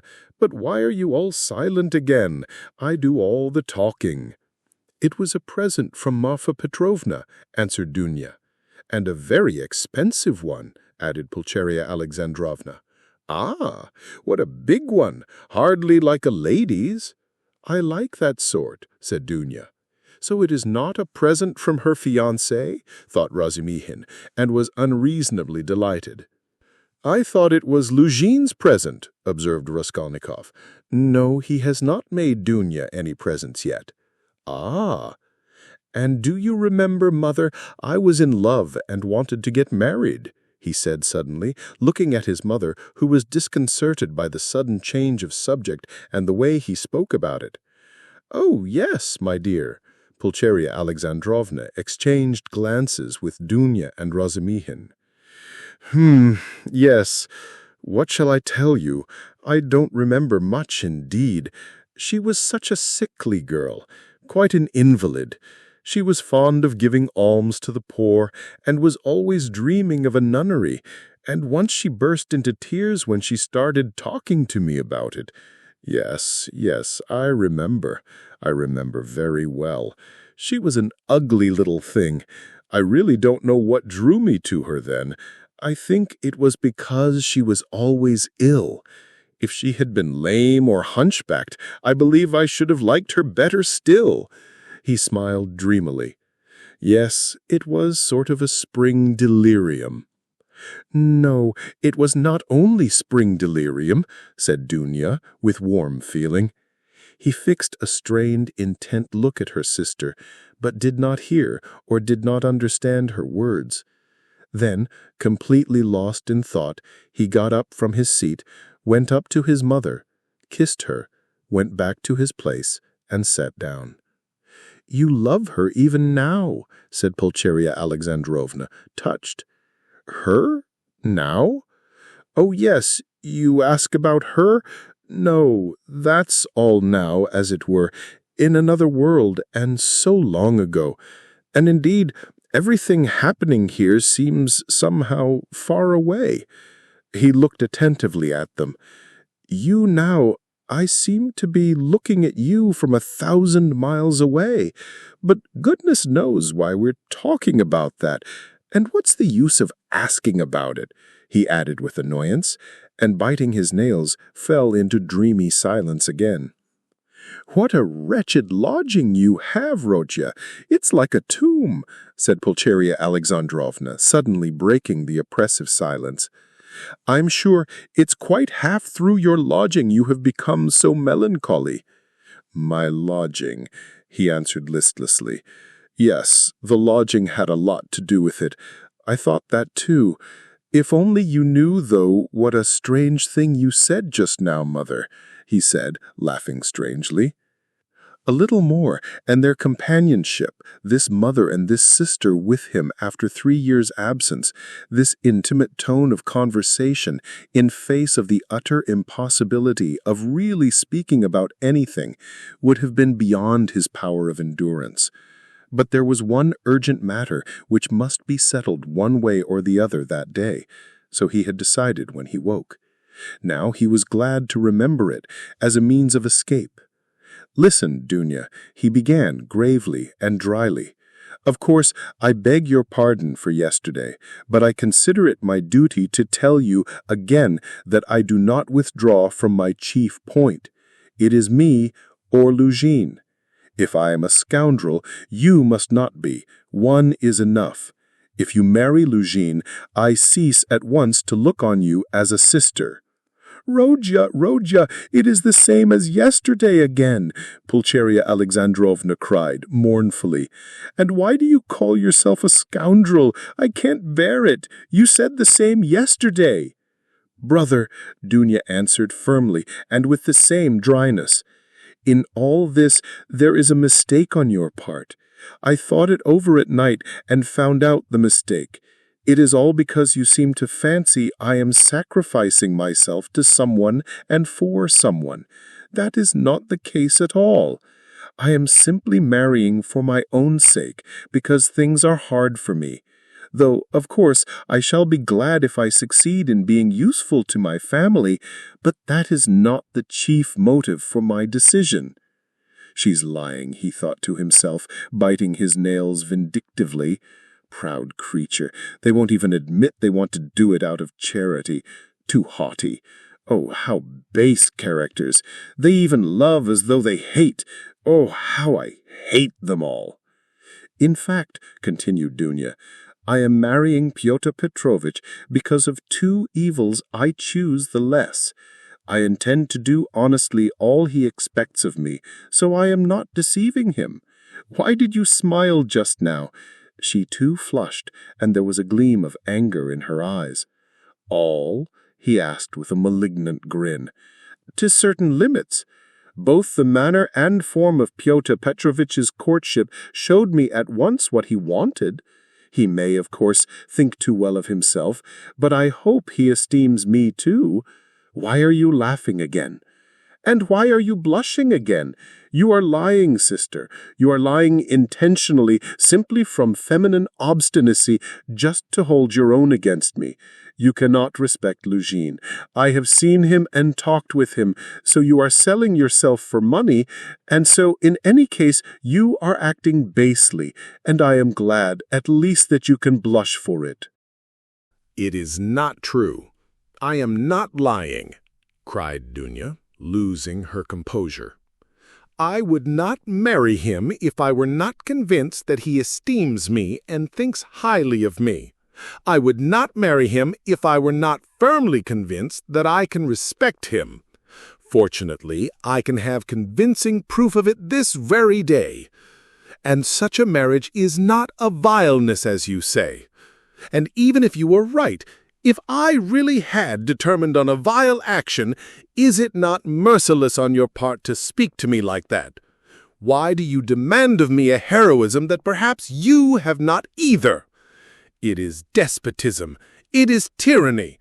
If I ruin anyone, it is only myself. I am not committing a murder. Why do you look at me like that? Why are you so pale? Roger, darling, what's the matter?" "Good heavens, you have made him faint!" cried Pulcheria Alexandrovna. "No, nonsense, it's nothing. A little giddiness, not fainting. You have fainting on the brain. Yes, what was I saying? Oh, yes. In what way will you get convincing proof today that you can respect him and that he esteems you, as you said? I think you said today. Mother, show Roger Pyotr Petrovitch's letter," said Dunya. With trembling hands, Pulcheria Alexandrovna gave it to him. He took it with great interest, but before opening it, he suddenly looked with a sort of wonder at Dunya. "It is strange," he said, slowly, as though struck by a new idea. "What am I making such a fuss for? What is it all about? Marry whom you like." He said this as though to himself, but said it out loud, and looked for some time at his sister, as though puzzled. He opened the letter at last, still with the same look of strange wonder on his face. Then, slowly and attentively, he began reading, and read it through twice. Pulcheria Alexandrovna showed marked anxiety, and all indeed expected something particular. "What surprises me," he began, after a short pause, handing the letter to his mother, but not addressing anyone in particular, "is that he is a businessman, a lawyer, and his conversation is pretentious indeed, and yet he writes such an uneducated letter." They all started. They had expected something quite different. "But they all write like that, you know," Razumhin observed abruptly. "Have you read it?" "Yes." "We showed him, Raja. We consulted him just now," Pulcheria Alexandrovna began, embarrassed. "That's just the jargon of the courts. Legal documents are written like that to this day." "Legal? Yes, it's just legal. Business language. Not so very uneducated, and not quite educated. Business language." Pyotr Petrovitch makes no secret of the fact that he had a cheap education. He is proud indeed of having made his own way. Well, if he's proud of it, he has reason. I don't deny it. You seem to be offended, sister, at my making only such a frivolous criticism of the letter, and think that I speak of such trifling matters on purpose to annoy you. It is quite the contrary. An observation apropos of the style occurred to me that is no means irrelevant as things stand. There is one expression, blame yourselves, put in very significantly and plainly, and there is besides a threat that he will go away at once if I am present. That threat to go away is equivalent to a threat to abandon you both if you are disobedient, and to abandon you now after summoning you to Petersburg. Well, what do you think? Can one resent such an expression from Luzhin as we should if he pointed to Razumhin, had written it, or Zosimov, or one of us? "No," answered Dunya, with more animation. "I saw clearly that it was too naively expressed, and that perhaps he simply has no skill in writing. That is a true criticism, brother. I did not expect, indeed. It is expressed in legal style, and sounds coarser than perhaps he intended. But I must disillusion you a little. There is one expression in the letter, one slander about me, and rather a contemptible one. I gave the money last night to the widow, a woman in consumption, crushed with trouble, and not on the pretext of the funeral, but to the funeral, and not to the daughter, a young woman, as he writes, of notorious behavior, whom I saw last night for the first time in my life, but to the widow. In all this I see a too hasty desire to slander me, and to raise dissension between us. It is expressed again in legal jargon, that is to say, with a too obvious display of the aim, and with a very naive eagerness. He is a man of intelligence. But to act sensibly, intelligence is not enough. It all shows the man, and I don't think he has a great esteem for you. I tell you this simply to warn you, because I sincerely wish for your good." Dunya did not reply. Her resolution had been taken. She was only awaiting the evening. "Then what is your decision, Raja?" asked Pulcheria Alexandrovna, who was more uneasy than ever at the sudden new businesslike talk of his son. "What decision?" "You see, Pyotr Petrovitch writes that you are not to be with us this evening, and that he will go away if you come. So, will you come? That, of course, is not for me to decide, but for you first, if you are not offended by such a request, and secondly, by Dunya, if she too is not offended. I will do what you think best," he added dryly. "Dunya has already decided, and I fully agree with her," Pulcheria Alexandrovna hastened to declare. "I decided to ask you, Raja, to urge you not to fail to be with us at this interview. Will you come?" "Yes." "I will ask you, too, to be with us at 8 o'clock, she said, addressing Razumhin. "Mother, I'm inviting him, too." "Quite right, Dunya. Well, since you have decided, so be it. I shall feel easier myself. I do not like concealment and deception. Better let us have the whole truth. Pyotr Petrovitch may be angry or not now." Chapter 4.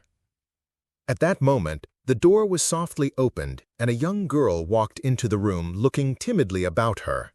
Everyone turned towards her with surprise and curiosity. At first sight, Raskolnikov did not recognize her. It was Sofia Semyonovna Marmeladov.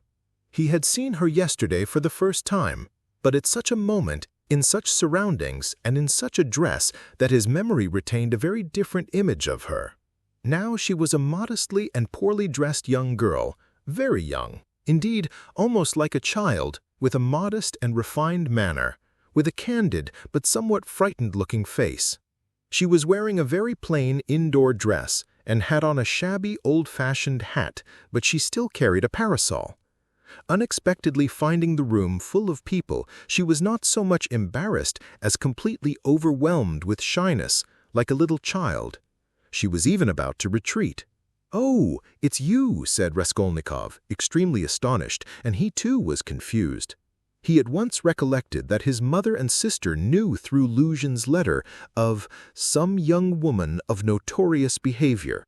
He had only just been protesting against Luzhin's calumny and declaring that he had seen the girl last night for the first time, and suddenly she had walked in. He remembered, too, that he had not protested against the expression of notorious behavior. All this passed vaguely and fleetingly through his brain.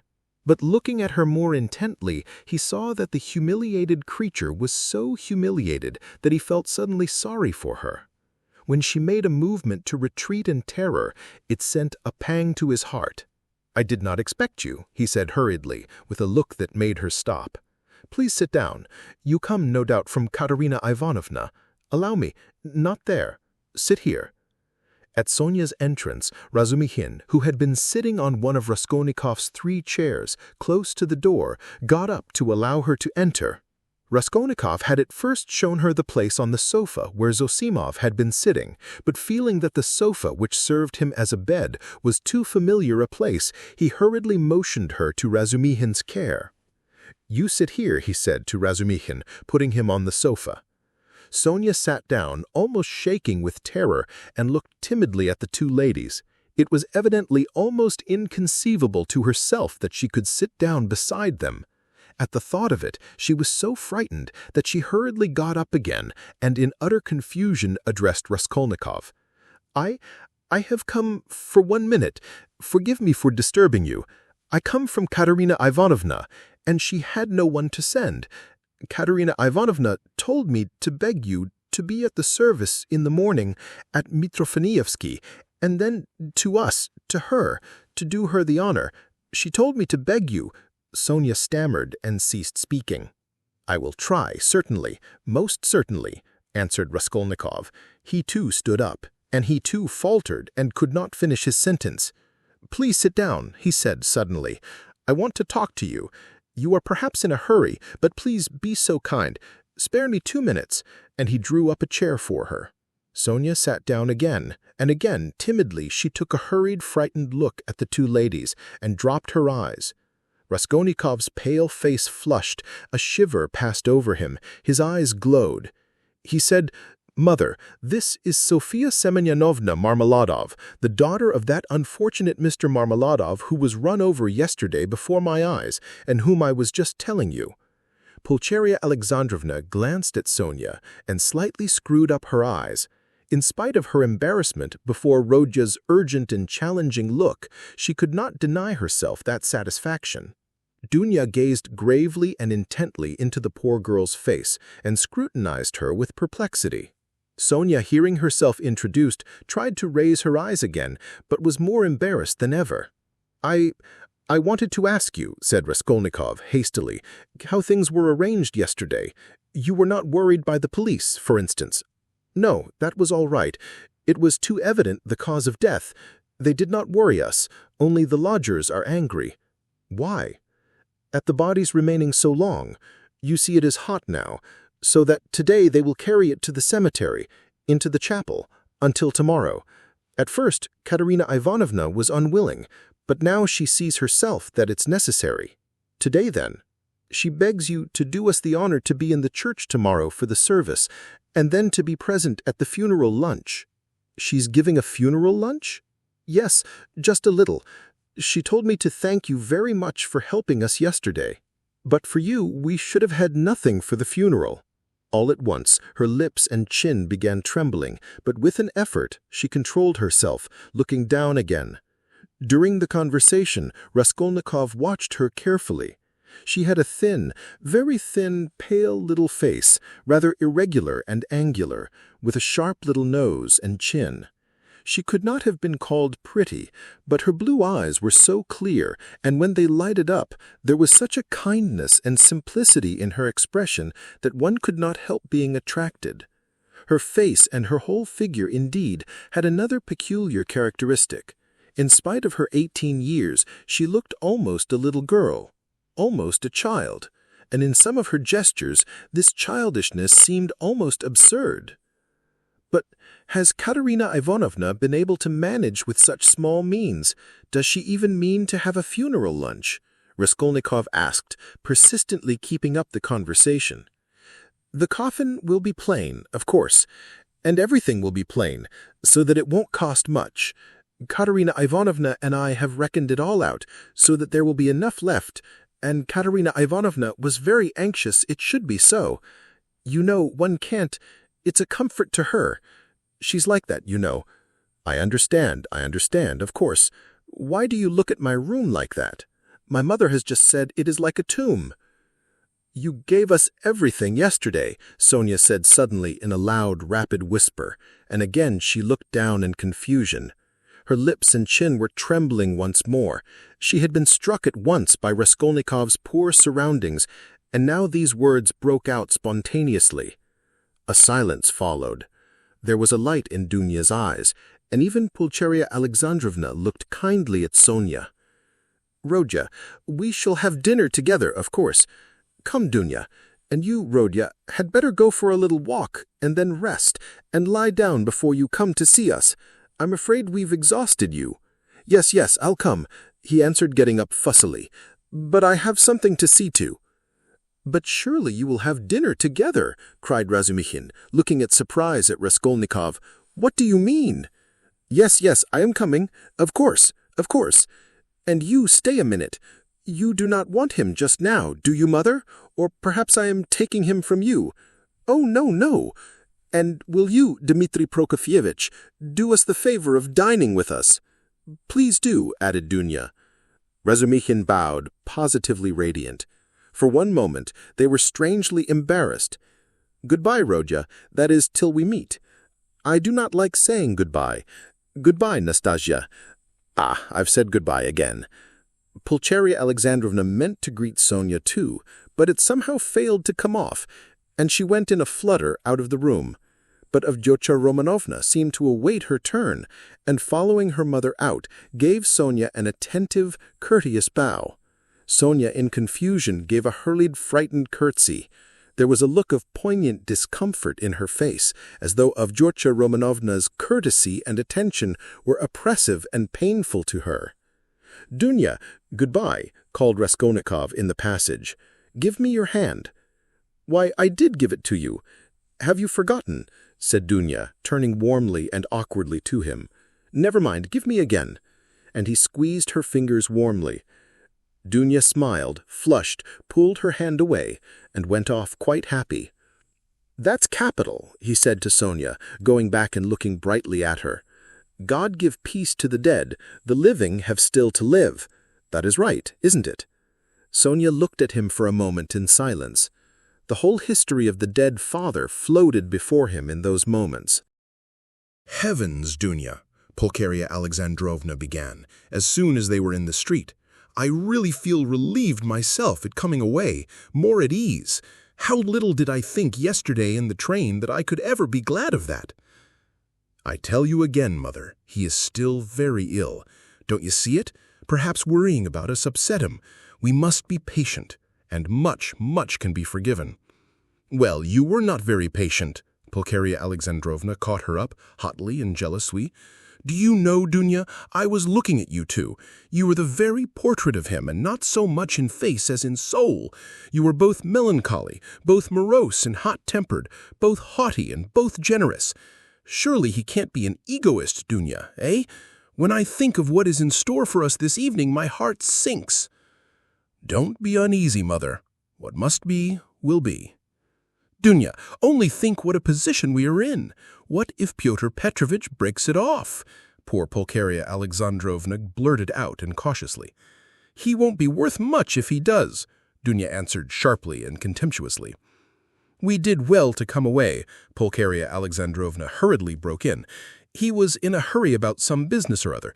If he gets out and has a breath of air— It is fearfully close in his room, but where is one to get a breath of air here? The very streets here feel like shut-up rooms. Good heavens, what a town! Stay, this side. They will crush you. Carrying something. Why, it is a piano they've got, I declare. How they push! I am very much afraid of that young woman, too." "What young woman, Mother?" "Why, that Sofya Semyonovna who was there just now." "Why?" "I have a presentiment, Dunya. Well, you may believe it or not, but as soon as she came in, that very minute I felt that she was the chief cause of the trouble." "Nothing of the sort," cried Dunya in vexation. "What nonsense with your presentiments, Mother. He only made her acquaintance the evening before, and he did not know her when she came in. Well, you will see. She worries me, but you will see, you will see. I was so frightened. She was gazing at me with those eyes. I could scarcely sit still in my chair when he began introducing her. Do you remember? It seems so strange, but Pyotr Petrovitch writes like that about her, and he introduces her to us, to you, so he must think a great deal of her. People will write anything. We were talked about and written about too. Have you forgotten? I am sure that she is a good girl and that it is all nonsense. God grant it may be. And Pyotr Petrovitch is a contemptible slanderer," Dunya snapped out suddenly. Pulcheria Alexandrovna was crushed. The conversation was not resumed. "I will tell you what I want with you," said Raskolnikov, drawing Razumihin to the window. "Then I will tell Katerina Ivanovna that you are coming," Sonia hurriedly said, preparing to depart. "1 minute, Sofya Semyonovna. We have no secrets. You are not in our way. I want to have another word or two with you. Listen," he turned suddenly to Razumihin again. "You know that, what's his name, Porfiry Petrovitch?" "I should think so. He's a relative. Why?" added the latter with interest. "Isn't he managing that case, you know, about that murder? You were speaking about it yesterday." "Yes, well?" Razumihin's eyes opened wide. "He was inquiring for people who had pawned things, and I have some pledges there too, trifles. A ring my sister gave me as a keepsake when I left home, and my father's silver watch. They're only worth 5 or 6 rubles, altogether, but I value them. So what am I to do now? I do not want to lose the things, especially the watch. I was quaking just now for fear Mother would ask to look at it when we spoke of Dunya's watch. It is the only thing of Father's left us. She would be ill if it were lost. You know what women are, so tell me what to do. I know I ought to have given notice at the police station, but wouldn't it be better to go straight to Porphyry, eh? What do you think? The matter might be settled more quickly. You see, Mother may ask for it before dinner. Certainly not to the police station, certainly to Porphyry, he shouted in extraordinary excitement. Well, how glad I am. Let us go at once.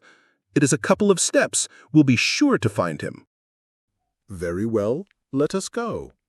And he will be very, very glad to make your acquaintance. I have often talked to him of you at different times. I was speaking of you yesterday. Let us go. So you knew the old woman. So that's it. It is all turning out splendidly. Oh yes, Sofya Ivanovna. Sofya Semyonovna, corrected Raskolnikov. Sofya Semyonovna, this is my friend Razumihin, and he is a good man. If you have to go now, Sonia was beginning, not looking at Razumihin at all, and still more embarrassed. Let us go, decided Raskolnikov. I will come to you today, Sofya Semyonovna.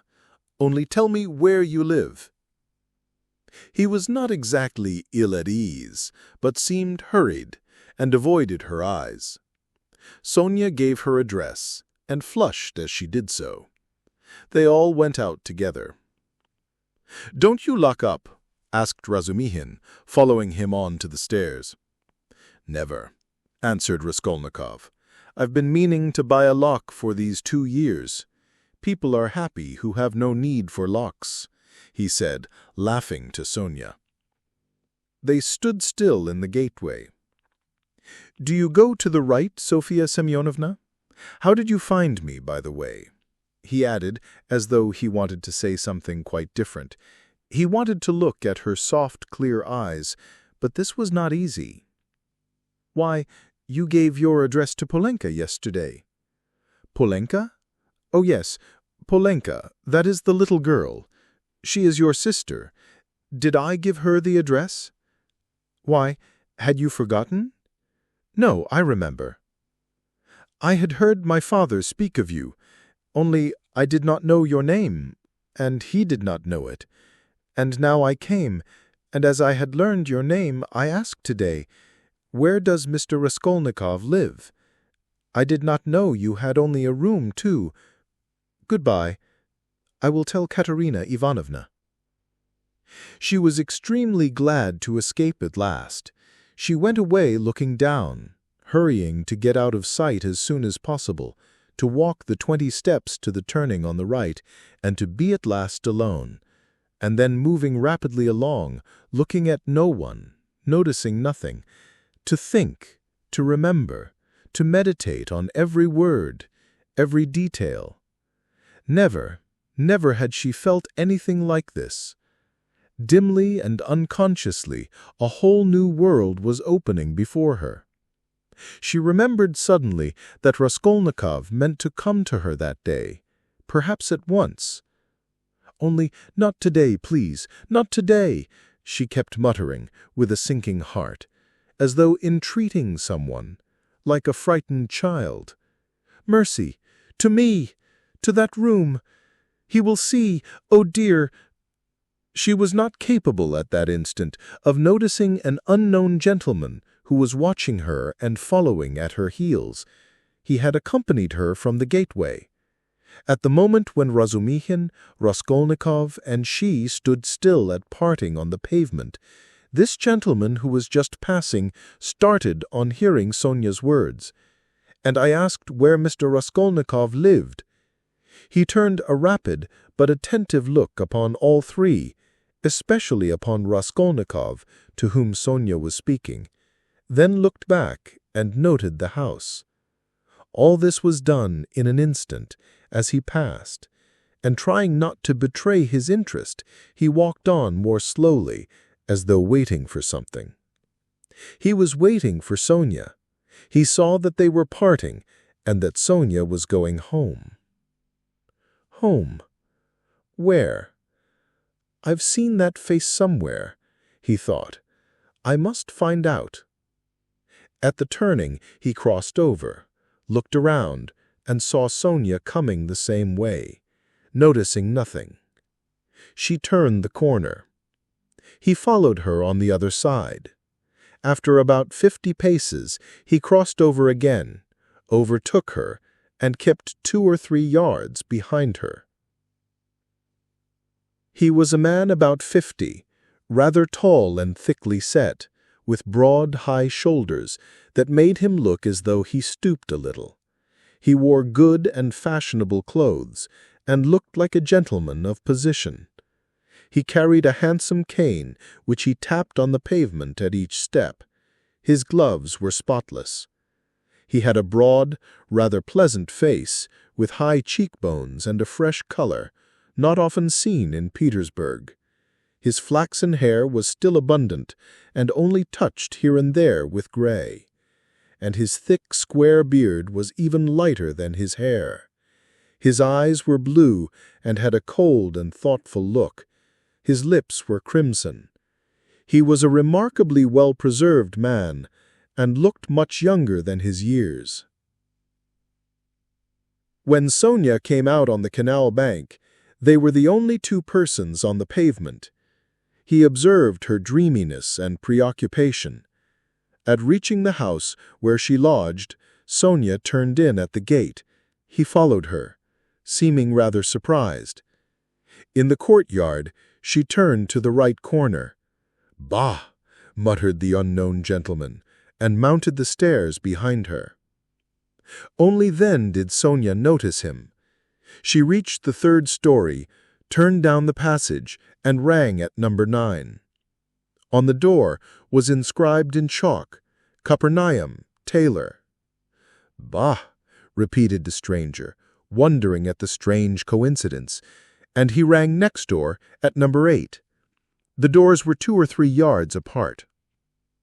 "You lodge at Capernaum's," he said, looking at Sonia and laughing. "He altered a vest of mine yesterday. I am staying close here at Madame Reslich's. How odd." Sonia looked at him attentively. "We are neighbors," he went on gaily. "I only came to town the day before yesterday. Goodbye for the present." Sonia made no reply. The door opened, and she slipped in. She felt for some reason ashamed and uneasy. On the way to Porfiry's, Razumihin was obviously excited. "That's capital, brother," he repeated several times, "and I am glad. I'm glad." "What are you glad about?" Raskolnikov thought to himself. "I didn't know that you pledged things at the old woman's too. And was it long ago? I mean, was it long since you were there? What a simple-hearted fool he is." "When was it?" Raskolnikov stopped still to recollect. 2 or 3 days before her death it must have been. "But I am not going to redeem the things now," he put in with a sort of hurried and conspicuous solicitude about the things. "I've not more than a silver ruble left, after last night's accursed delirium." He laid special emphasis on the delirium. Yes, Razumihin hastened to agree, with what was not clear. "Then that's why you were stuck, partly, you know. In your delirium you're continually mentioning some rings or chains." Yes, that's clear. It's all clear now." "Hello! How that idea must have got about among them. Here this man will go to the stake for me, and I find him delighted at having it cleared up why I spoke of rings in my delirium. What a hold the idea must have on all of them." "Shall we find him?" he asked suddenly. "Oh, yes," Razumihin answered quickly. "He's a nice fellow, you will see, brother. Rather clumsy. That is to say, he's a man of polished manners, but I mean clumsy in a different sense. He's an intelligent fellow, very much so indeed, but he has his own range of ideas. He's incredulous, skeptical, cynical. He likes to impose on people, or rather to make fun of them. His is the old, circumstantial method. but he understands his work thoroughly. Last year he cleared up a case of murder in which the police had hardly a clue. He is very, very anxious to make your acquaintance." "On what grounds is he so anxious?" "Oh, it's not exactly. You see, since you've been ill, I happened to mention you several times. So when he heard about your being a law student and not able to finish your studies, he said, 'What a pity.' And so I concluded, from everything together, not only that, yesterday, Zametov, you know, Rodya, I talked some nonsense on the way home to you yesterday when I was drunk.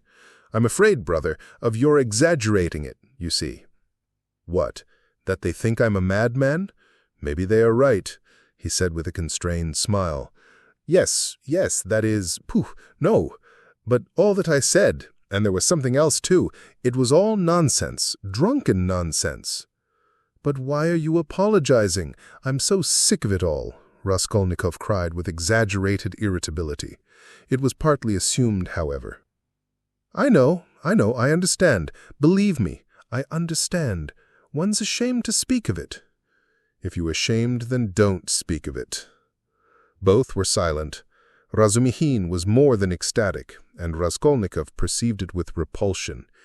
He was alarmed, too, by what Razumihin had just said about Porfiry. He thought, "I shall have to pull a long face with him, too, and do it naturally, too. But the most natural thing would be to do nothing at all. Carefully do nothing at all. No, carefully would not be natural again. Oh, well, we shall see how it turns out. We shall see. Directly. Is it a good thing to go or not? The butterfly flies to the light. My heart is beating. That's what's bad." "In this gray house," said Razumihin. "The most important thing, does Porfiry know that I was at the old woman's flat yesterday and asked about the blood? I must find that out instantly, as soon as I go in, find out from his face, otherwise I'll find out if it's my ruin." "I say, brother," he said suddenly, addressing Razumihin with a sly smile, "I have been noticing all day that you seem to be curiously excited. Isn't that so?" "Excited? Not a bit of it. Yes, brother, I assure you it's noticeable. Why, you sat on your chair in a way you never do sit, on the edge somehow, and you seemed to be writhing all the time. You kept jumping up for nothing. One moment you were angry, and the next your face looked like a sweetmeat. You even blushed, especially when you're invited to dinner. You blushed awfully." "Nothing of the sort. Nonsense. What do you mean?" "But why are you wriggling out of it like a schoolboy? By Jove, there he's blushing again. What a pig you are! But why are you so shamefaced about it? Romeo! Stay, I'll tell of you today. Ha ha, I'll make mother laugh, and someone else will." Listen, this is serious. What next, you fiend?" Razumihin was utterly overwhelmed, turning cold with horror. "What will you tell them? Come, brother. Phew, what a pig you are. You are like a summer rose, and if only you knew how it suits you, a Romeo over 6 feet high, and how you've washed today. You cleaned your nails, I declare. Eh? That's something unheard of. Why, you do believe you've got pomatum on your hair. Bend down. Pig." Raskolnikov laughed as though he could not restrain himself. So laughing, they entered Porfiry Petrovitch's flat. This is what Raskolnikov wanted. From within, they could be heard laughing as they came in, still guffawing in the passage. "Not a word here, or I'll brain you," Razumihin whispered furiously, seizing Raskolnikov by the shoulder. Chapter 5. Raskolnikov was already entering the room. He came in looking as though he had the utmost difficulty not to burst out laughing again. Behind him, Razumihin strode in gawky and awkward, shamefaced and red as a peony, with an utterly crestfallen and ferocious expression. His face and whole figure really were ridiculous at that moment, and amply justified Raskolnikov's laughter. Raskolnikov, not waiting for an introduction, bowed to Porfiry Petrovitch, who stood in the middle of the room, looking inquiringly at them. He held out his hand and shook hands, still apparently making desperate efforts to subdue his mirth and utter a few words to introduce himself. But he had no sooner succeeded in assuming a serious air and muttering something when he suddenly glanced again as though accidentally at Razumihin and could no longer control himself. His stifled laughter broke out the more irresistibly the more he tried to restrain it. The extraordinary ferocity with which Razumihin received this spontaneous mirth gave the whole scene the appearance of most genuine fun and naturalness. Razumihin strengthened this impression as though on purpose. "Fool, you fiend!" he roared, waving his arm, which at once struck a little round table with an empty tea-glass on it. Everything was sent flying and crashing.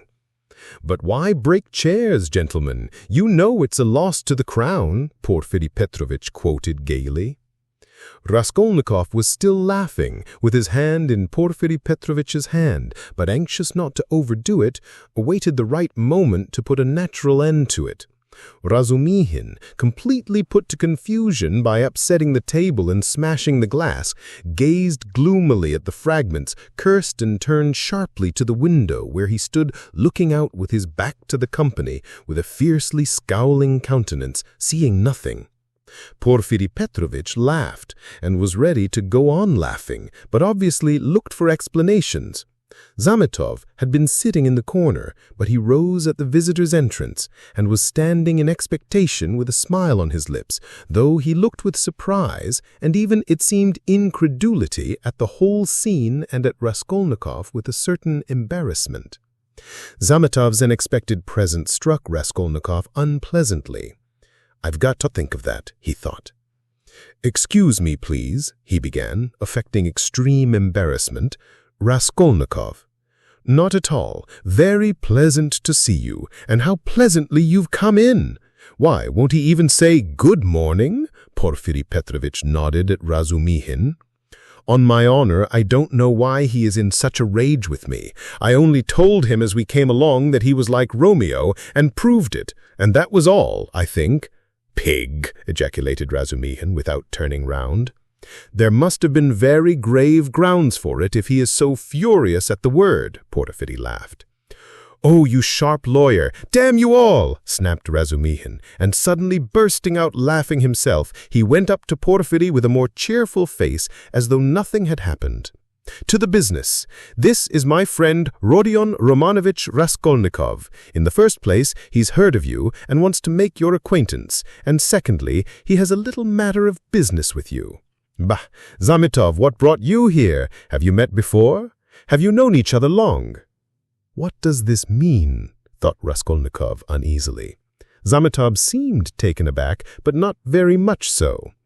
"Why, it was at your rooms we met yesterday," he said easily. "Then I've been spared the trouble. All last week he was begging me to introduce him to you. Porfiri and you have sniffed each other out without me. Where's your tobacco?"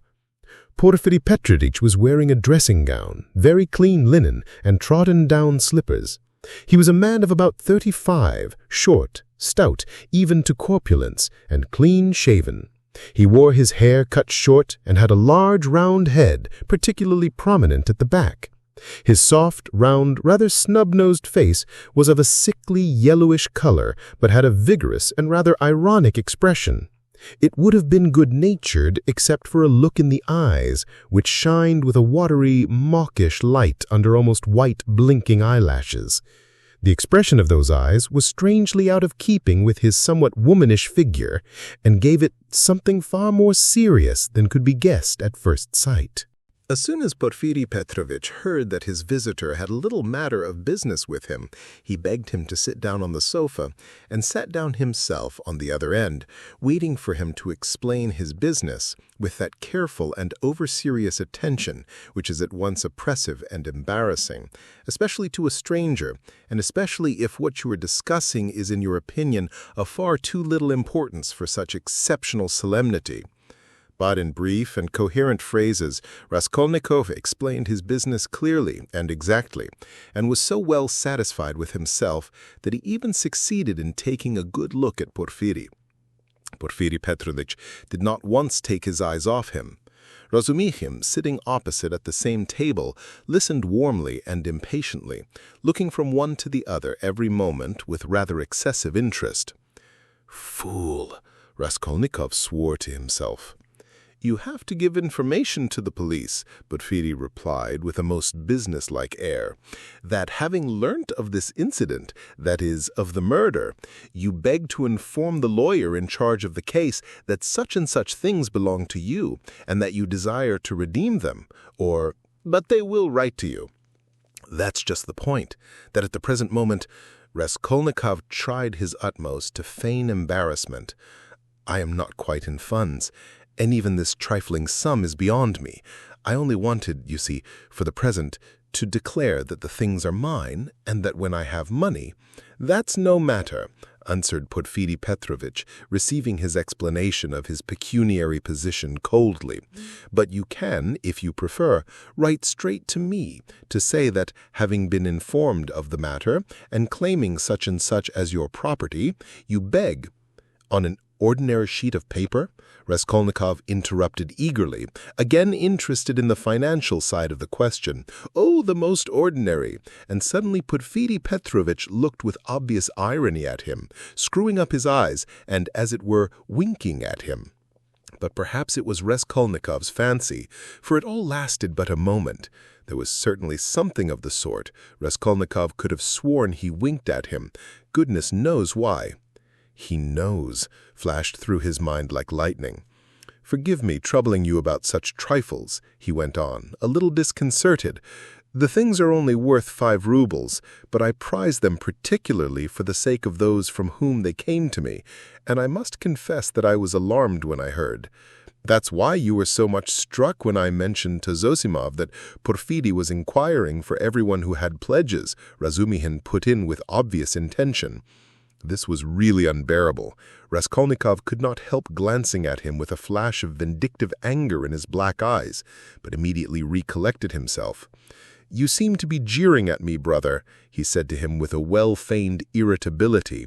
"I dare say I do seem to you absurdly anxious about such trash, but you mustn't think me selfish or grasping for that, and these two things may be anything but trash in my eyes. I told you just now that the silver watch, though it's not worth a cent, is the only thing left us of my father's. You may laugh at me, but my mother is here." He turned suddenly to Porfiri, and if she knew— he turned hurriedly again to Razumihin, carefully making his voice tremble— "that the watch was lost, she would be in despair. You know what women are." "Oh, not a bit it. I didn't mean that at all. Quite the contrary," shouted Razumihin, distressed. "Was it right? Was it natural? Did I overdo it?" Raskolnikov asked himself in a tremor. "Why did I say that about women?" "Oh, your mother is with you?" Porfiri Petrovitch inquired. "Yes. When did she come?" "Last night." Porfiri paused as though reflecting. "Your things would not in any case be lost," he went on calmly and coldly. "I have been expecting you here for some time."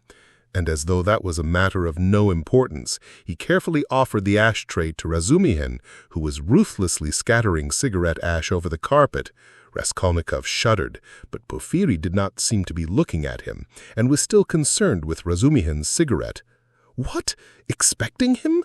Why, did you know that he had pledges there?" cried Razumihin. Porfiri addressed himself to Raskolnikov. "Your things, the ring and the watch, were wrapped up together, and on the paper your name was legibly written in pencil, together with the date on which you left them with her."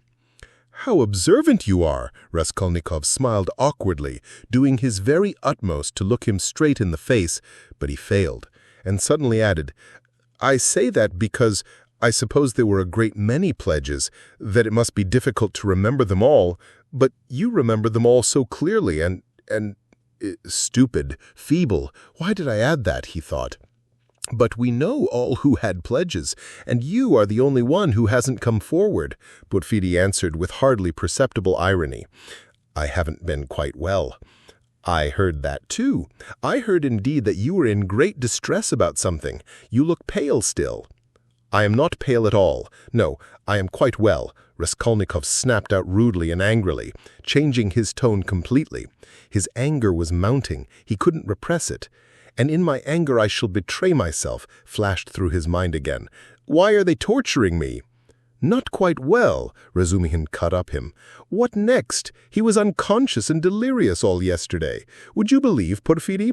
As soon as our backs were turned, he dressed, though he could hardly stand, and gave us the slip and went off on a spree somewhere till midnight, delirious all the time. Would you believe it? Extraordinary.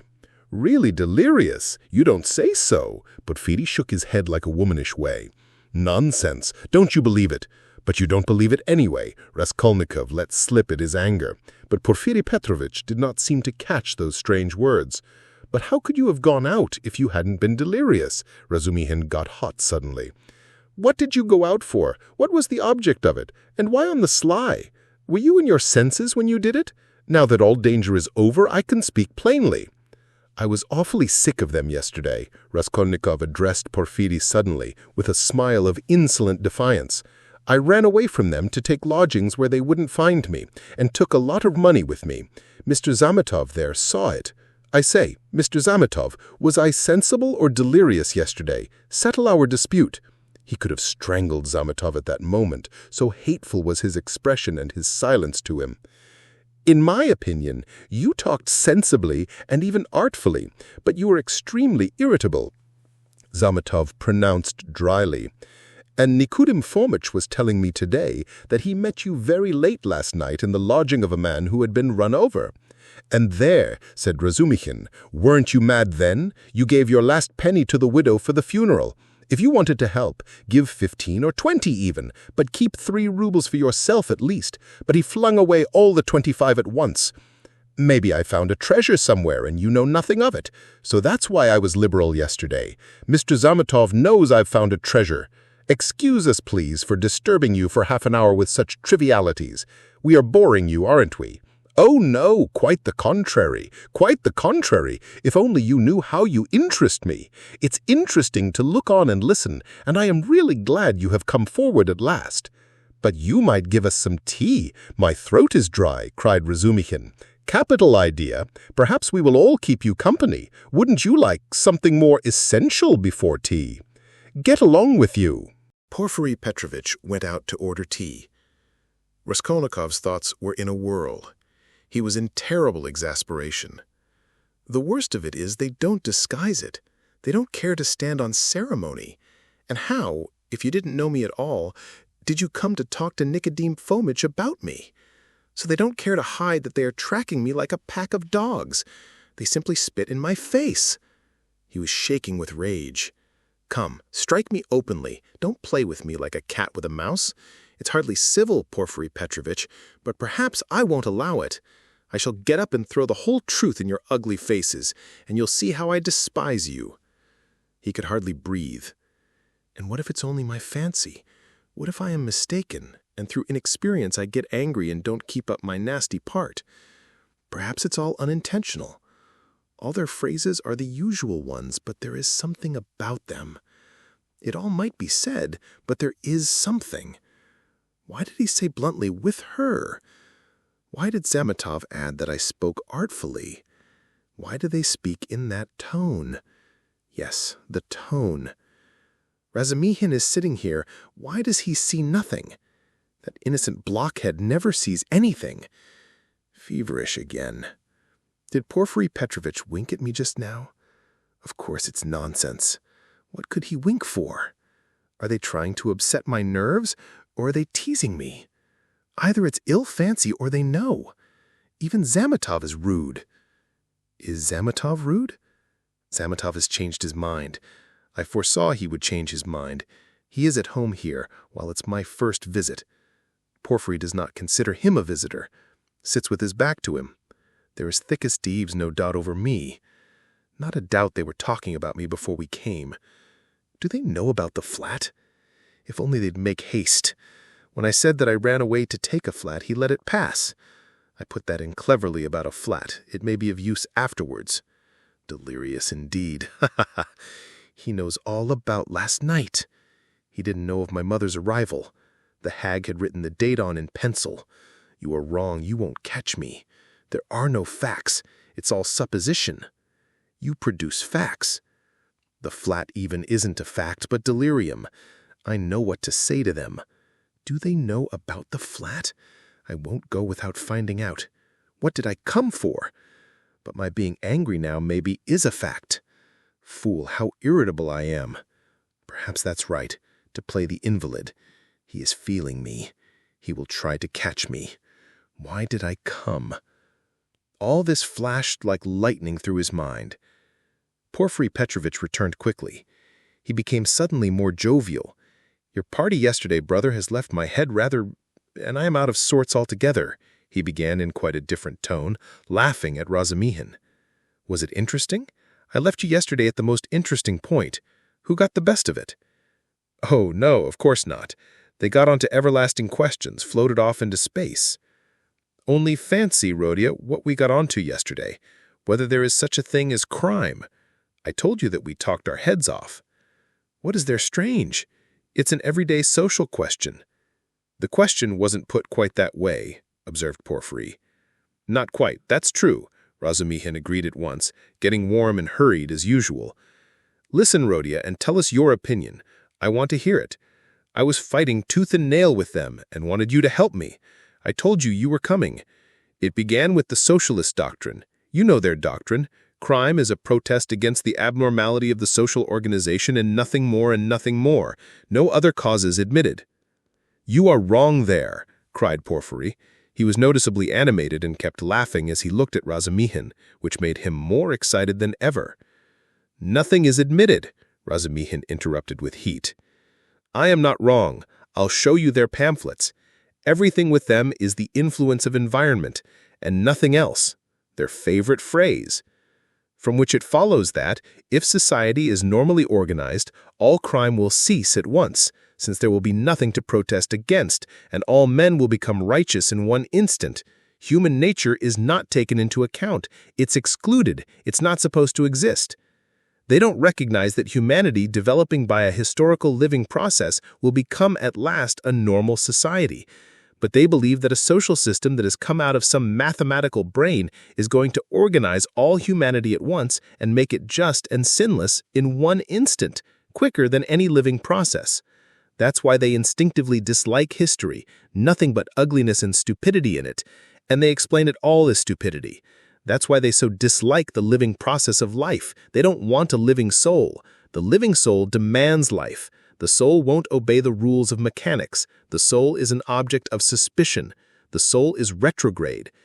But what they want, though it smells of death and could be made of India rubber, at least is not alive, has no will, is servile, and won't revolt. And it comes in the end to them reducing everything to the building of walls and the planning of rooms and passages in a phalanstery. The phalanstery is ready indeed, but your human nature is not ready for the phalanstery. It wants life. It hasn't completed its vital process. It's too soon for the graveyard. You can't skip over nature by logic. Logic presupposes 3 possibilities, but there are millions. Cut away a million and reduce it all to the question of comfort. That's the easiest solution to the problem. It's seductively clear, and you mustn't think about it. That's the great thing. You mustn't think. The whole secret of life in 2 pages of print. Now he's off, beating the drum. Catch hold of him, do, laughed Porfiry. Can you imagine, turning to Raskolnikov, 6 people holding forth like that last night, in one room, with punch as a preliminary? No, brother, you are wrong. Environment accounts for a great deal in crime. I can assure you of that. Oh, I know it does, but just tell me, a man of 40 violates a child of 10. Was it environment drove him to it? Well, strictly speaking, it did, Porfiry observed with noteworthy gravity. A crime of that nature may be very well ascribed to the influence of environment. Razumihin was almost in a frenzy. Oh, if you like, he roared. I'll prove to you that your white eyelashes may very well be ascribed to the church of Ivan the Great being 250 feet high, and I will prove it clearly, exactly, progressively, and even with a liberal tendency. I undertake it. Will you bet on it? Done. Let's hear, please, how he will prove it. He is always humbugging, confound him, cried Razumihin, jumping up and gesticulating. What's the use of talking to you? He does all that on purpose. You don't know him, Rodia. He took their side yesterday simply to make fools of them. and the things he said yesterday, and they were delighted. He can keep it up for a fortnight together. Last year he persuaded us that he was going into a monastery. He stuck to it for 2 months. Not long ago he took it into his head to declare he was going to get married, that he had everything ready for the wedding. He ordered new clothes indeed. We all began to congratulate him. There was no bride, nothing. Pure fantasy. Ah, you are wrong. I got the clothes before. It was the new clothes, in fact, that made me think of taking you in. Are you such a good dissembler? Raskolnikov asked carelessly. You wouldn't have supposed it, eh? Wait a bit. I shall take you in too. Ha ha ha ha. No, I'll tell you the truth. All these questions about crime, environment, children, recall to my mind an article of yours which interested me at the time.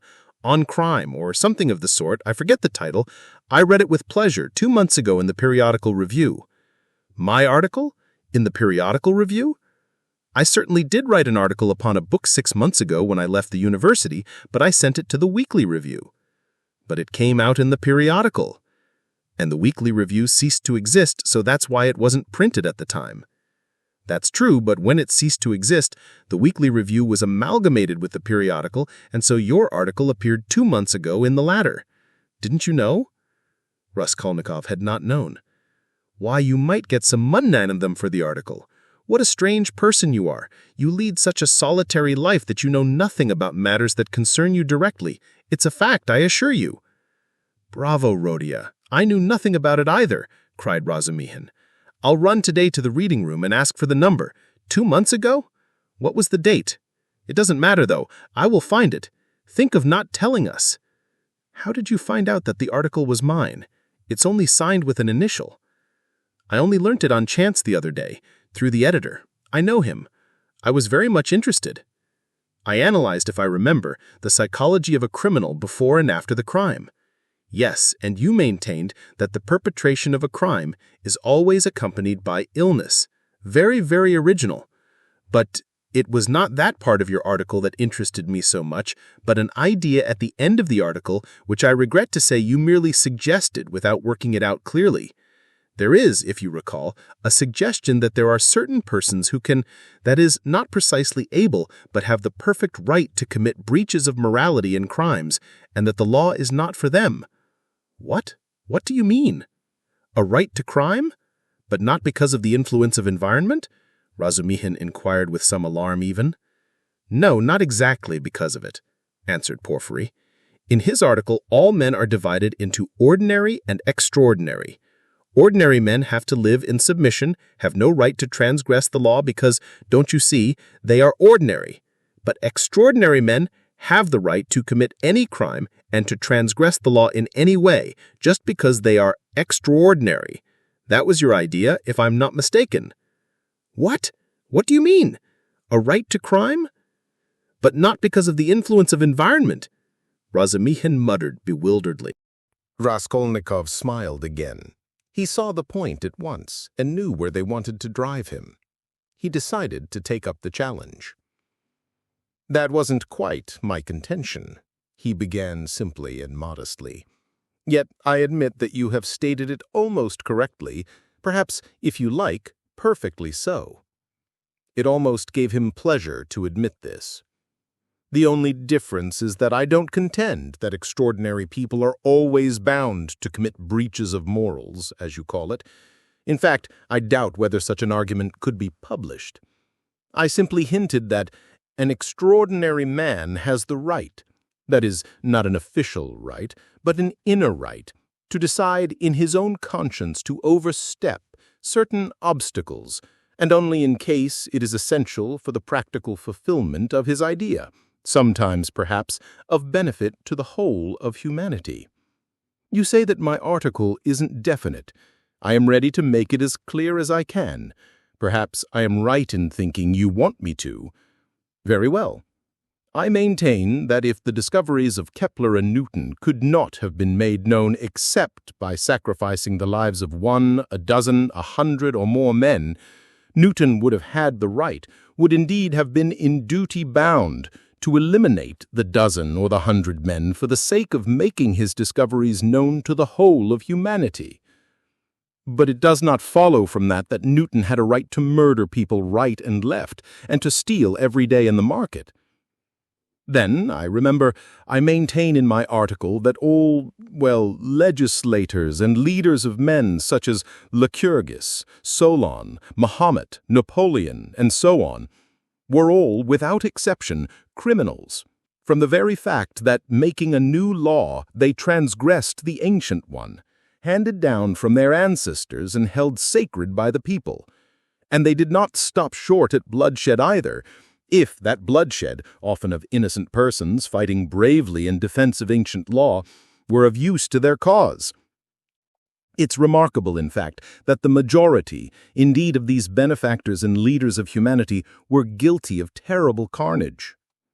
In short, I maintain that all great men, or even men a little out of the common, that is to say, capable of giving some new word, must, from their very nature, be criminals, more or less, of course.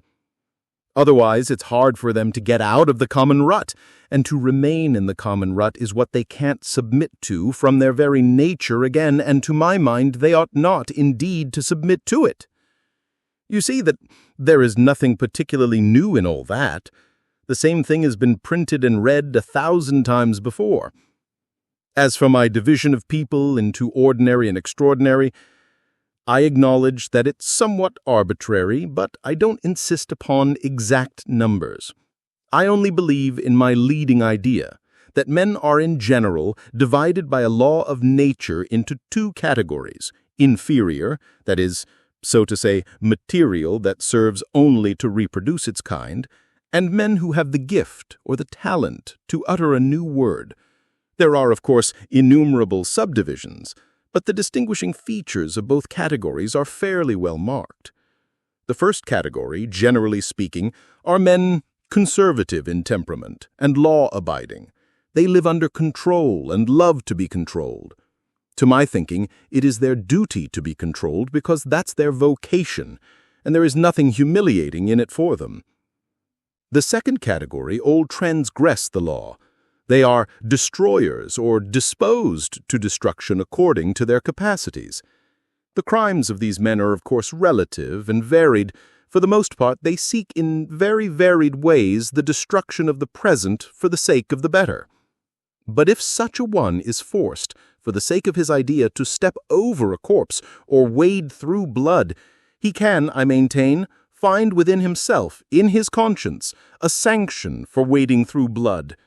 That depends on the idea and its dimensions, note that.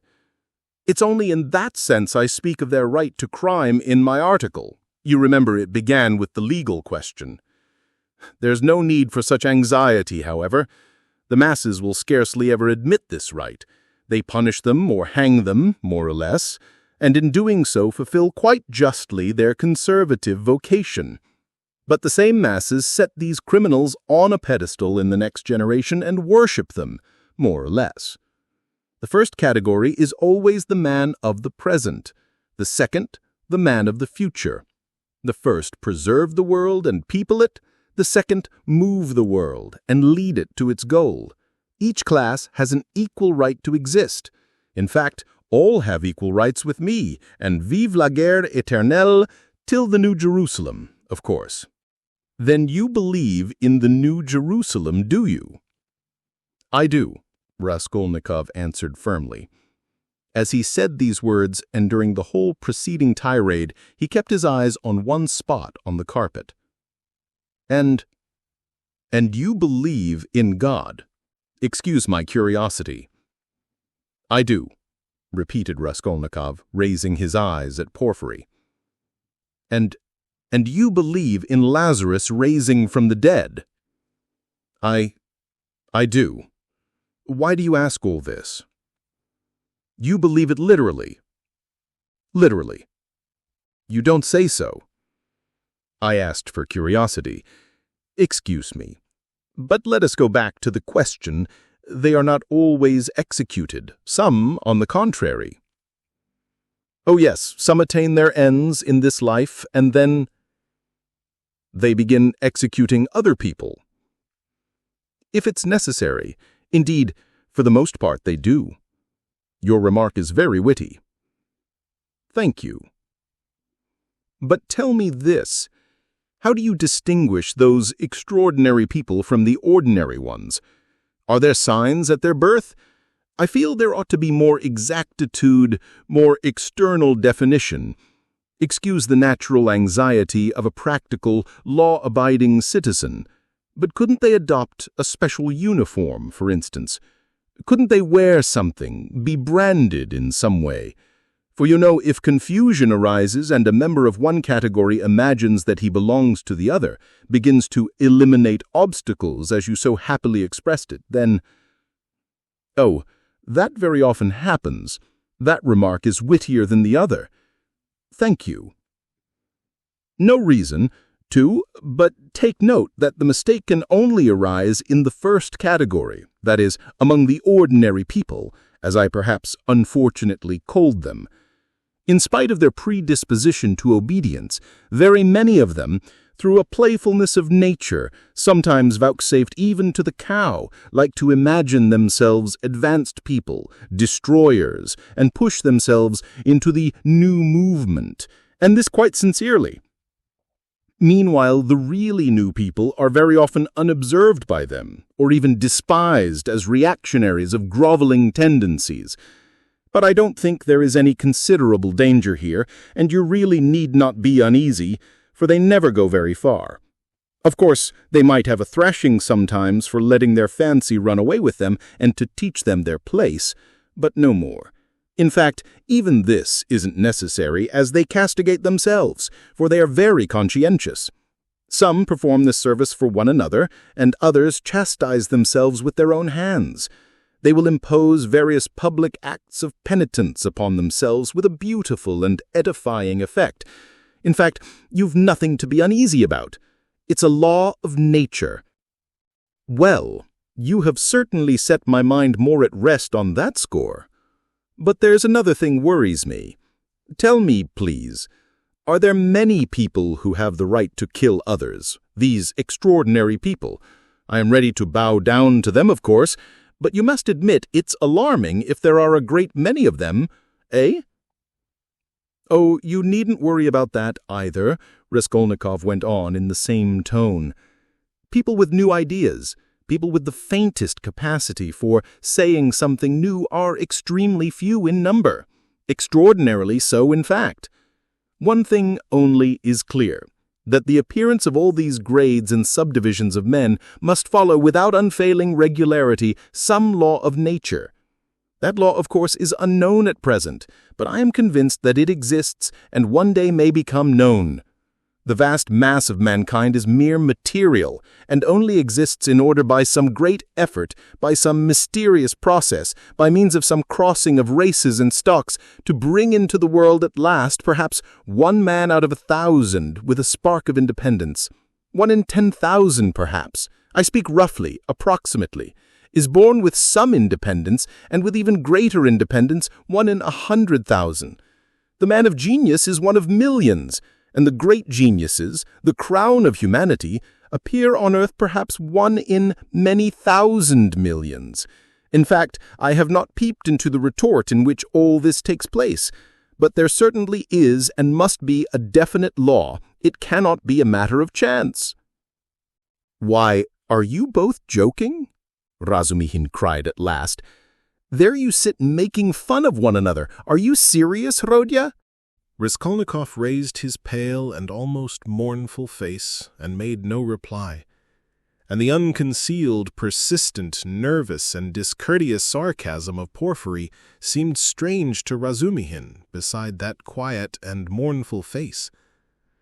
Well, brother, if you are really serious, you are right, of course, in saying that it's not new, that it's like what we've read and heard 1,000 times already. But what is really original in all this, and is exclusively your own, to my horror, is that you sanction bloodshed in the name of conscience, and, excuse my saying so, with such fanaticism. That, I take it, is the point of your article. But that sanction of bloodshed by conscience is, to my mind, more terrible than the official, legal sanction of bloodshed. You are quite right, it is more terrible, Porfiry agreed. Yes, you must have exaggerated. There is some mistake. I shall read it. You can't think that. I shall read it. All that is not in the article. There is only a hint of it, said Raskolnikov. Yes, yes. Porfiry couldn't sit still. Your attitude to crime is pretty clear to me now, but excuse me for my impertinence. I am really ashamed to be worrying you like this. You say you've removed my anxiety as to the two grades getting mixed, but there are various practical possibilities that make me uneasy. What if some man or youth imagines that he is a Lycurgus or Mahomet, a future one, of course, and suppose he begins to remove all obstacles? He has some great enterprise before him and needs money for it and tries to get it, do you see? Zametov gave a sudden guffaw in his corner. Raskolnikov did not even raise his eyes to him. I must admit, he went on calmly, that such cases certainly must arise. The vain and foolish are particularly apt to fall into that snare. Young people, especially. Yes, you see. Well then? What then? Raskolnikov smiled in reply. That's not my fault. So it is, and so it always will be. He said just now, he nodded at Razumihin, that I sanction bloodshed. Society is too well protected by prisons, banishment, criminal investigators, penal servitude. There's no need to be uneasy. You have but to catch the thief. And what if we do catch him? Then he gets what he deserves. You are certainly logical, but what of his conscience? Why do you care about that? Simply from humanity. If he has a conscience, he will suffer for his mistake. That will be his punishment, as well as the prison. But the real geniuses, asked Razumihin, frowning, those who have the right to murder, oughtn't they to suffer at all, even for the blood they've shed? Why the word ought? It's not a matter of permission or prohibition. He will suffer if he is sorry for his victim. Pain and suffering are always inevitable for a large intelligence and a deep heart. The really great men must, I think, have great sadness on earth. He added dreamily, not in the tone of the conversation. He raised his eyes, looked earnestly at them all, smiled, and took his cap. He was too quiet by comparison with his manner at his entrance, and he felt this. Everyone got up. Well, brother, if you may abuse me, be angry with me if you like, but I can't resist. Allow me one little question. I know I'm troubling you. There is just one little notion I want to express. Simply that I may not forget it. Very good. Tell me your little notion. Raskolnikov stood waiting, pale and grave before him. Well, you see, I really don't know how to express it properly. It's a playful, psychological idea.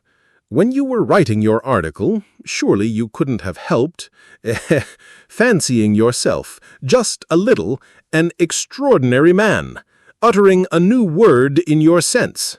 That's so, isn't it? Quite possibly, Raskolnikov answered contemptuously. Razumihin made a movement. And if so, could you bring yourself, in case of worldly difficulties and hardship, or for some service to humanity, to overstep obstacles? For instance, to rob and murder. And again he winked with his left eye and laughed noiselessly just as before. If I did, I certainly should not tell you, Raskolnikov answered with defiant and haughty contempt. No, I was only interested on account of your article, from a literary point of view. Phew, how obscene and insolent that is, Raskolnikov thought with repulsion.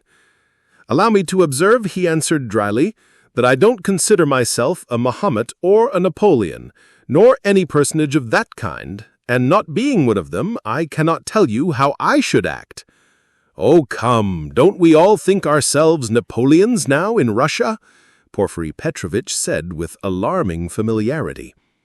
Something peculiar betrayed itself in the very intonation of his voice.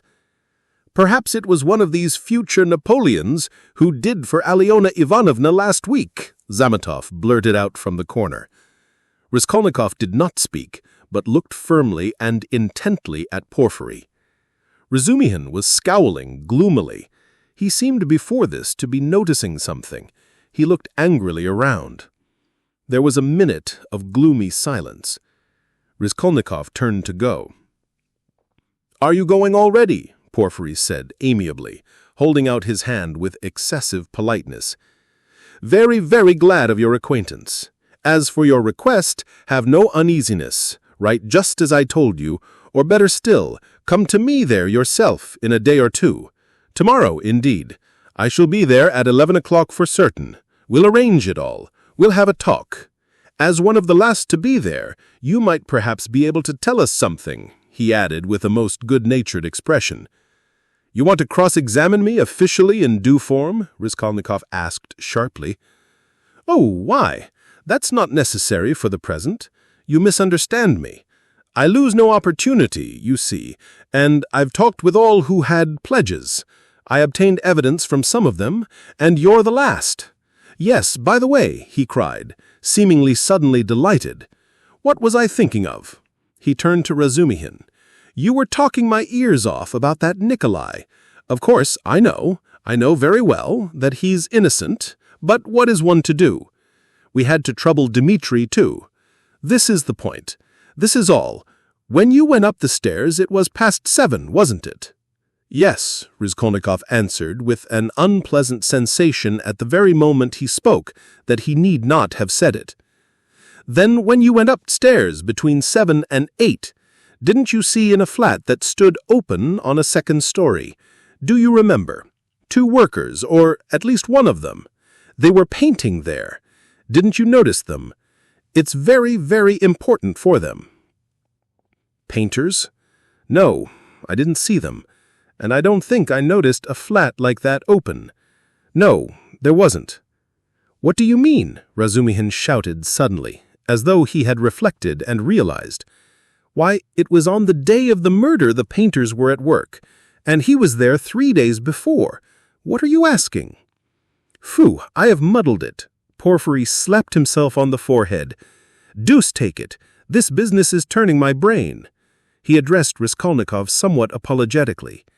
"It would be such a great thing for us to find out whether anyone had seen them between 7 and 8 at the flat, so I fancied you perhaps could have told us something. I quite muddled it." "Then you should be more careful," Razumihin observed grimly. The last words were uttered in the passage. Porfiry Petrovitch saw them to the door with excessive politeness. They went out into the street, gloomy and sullen, and for some steps they did not say a word. Raskolnikov drew a deep breath. Chapter 6. "I don't believe it. I can't believe it," repeated Razumihin, trying in perplexity to refute Raskolnikov's arguments. They were by now approaching Bakalaev's lodgings, where Pulcheria Alexandrovna and Dunya had been expecting them a long while. Razumihin kept stopping on the way in the heat of discussion, confused and excited by the very fact that they were for the first time speaking openly about it.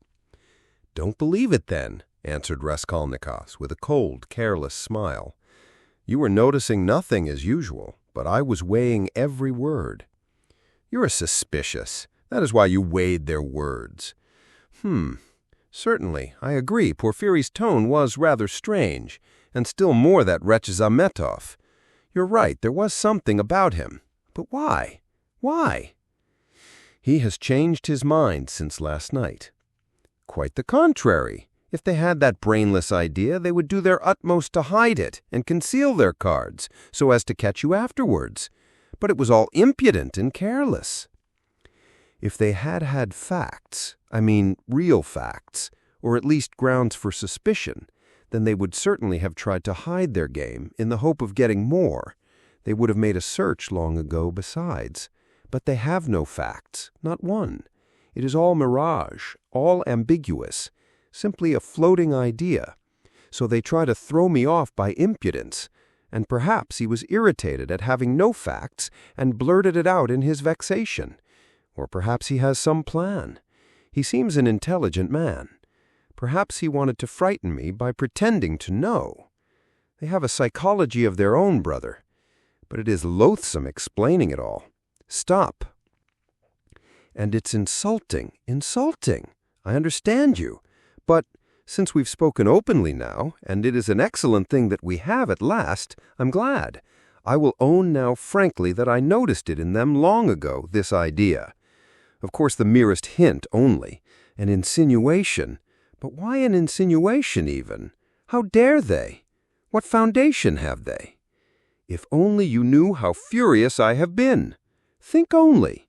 Simply because a poor student, unhinged by poverty and hypochondria, on the eve of a severe delirious illness, note that, suspicious, vain, proud, who has not seen a soul to speak to for 6 months, in rags and in boots without soles, has to face some wretched policemen and put up with their insolence.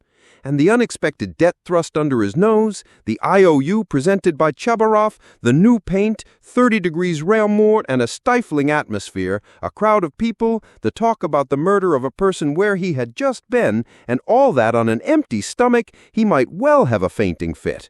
And that is what they found it all on. Damn them! I understand how annoying it is, but in your place, Rodya, I would laugh at them. Or better still, spit in their ugly faces, and spit a dozen times in all directions. I'd hit out in all directions neatly, too, and so I'd put an end to it. Damn them! Don't be disheartened. It's a shame. He really has put it well, though, Raskolnikov thought. Damn them, but the cross-examination again tomorrow. Must I really enter into explanations with them? I feel vexed as it is that I condescended to speak to Zametov yesterday in the restaurant. Damn it! I will go myself to Porfiry. I will squeeze it out of him, as one of the family. He must let me know the ins and outs of it all. And as for Zametov... At last he sees through him, thought Raskolnikov. Stay, cried Razumihin, seizing him by the shoulder again. Stay, you were wrong. I have thought it out. You are wrong. How was that a trap? You say that the question about the workman was a trap. But if you had done that, could you have said you had seen them painting the flat and the workman? On the contrary, you would have seen nothing even if you had seen it. Who would own it against himself? If I had done that thing, I should have certainly said that I had seen the workman and the flat, Raskolnikov answered, with reluctance and obvious disgust. But why speak against yourself? Because only peasants or the most inexperienced novices deny everything flatly at examinations. If a man is ever so little developed and experienced, he will certainly try to admit all the external facts that can't be avoided, but will seek some other explanations of them, will introduce some special, unexpected turn that will give them another significance and put them in another light. Porfiry might well have reckoned that I should be sure to answer so and say I had seen them to give an air of truth and then make some explanation. But he would have told you at once that the workman could not have been there 2 days before, and that therefore you must have been there on the day of the murder at 8 o'clock, and so he would have caught you over a detail. Yes, that is what he was reckoning on, that I should not have time to reflect, and should be in a hurry to make the most likely answer, and so would forget that the workman could not have been there 2 days before. But how could you forget it? Nothing easier. It is in just such stupid things clever people are most easily caught. The more cunning a man is, the less he suspects that he will be caught in a simple thing. The more cunning a man is, the simpler the trap he must be caught in. Porfiry is not such a fool as you think. He is a knave, then, if that is so. Raskolnikov could not help laughing, but at the very moment he was struck by the strangeness of his own frankness, and the eagerness with which he had made this explanation, though he had kept up all the preceding conversation with groom repulsion, obviously with a motive, from necessity. I'm getting a relish for certain aspects, he thought to himself. But almost at the same instant he became suddenly uneasy, as though an unexpected and alarming idea had occurred to him. His uneasiness kept on increasing. They had just reached the entrance to Bakaleyev's lodgings. "Go in alone," said Raskolnikov suddenly. "I will be back directly." "Where are you going?" "Why, we are just here." "I can't help it.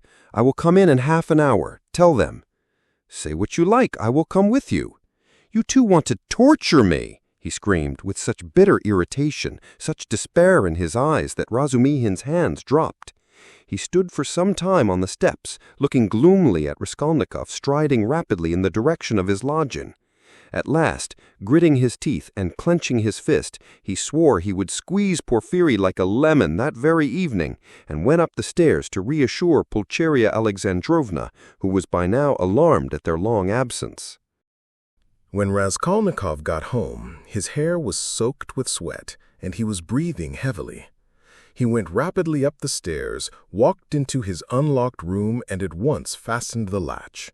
Then, in senseless terror, he rushed to the corner, to that hole under the paper where he had put the things, put his hand in, and for some minutes felt carefully in the hole, in every crack and fold of the paper. Finding nothing, he got up and drew a deep breath. As he was reaching the steps of Bakalaev's, he suddenly fancied that something, a chain, a stud, or even a bit of paper in which they had been wrapped, with the old woman's handwriting on it, might somehow have slipped out and been lost in some crack, and then might suddenly turn up as unexpected, conclusive evidence against him. He stood as though lost in thought, and a strange, humiliated, half-senseless smile strayed on his lips.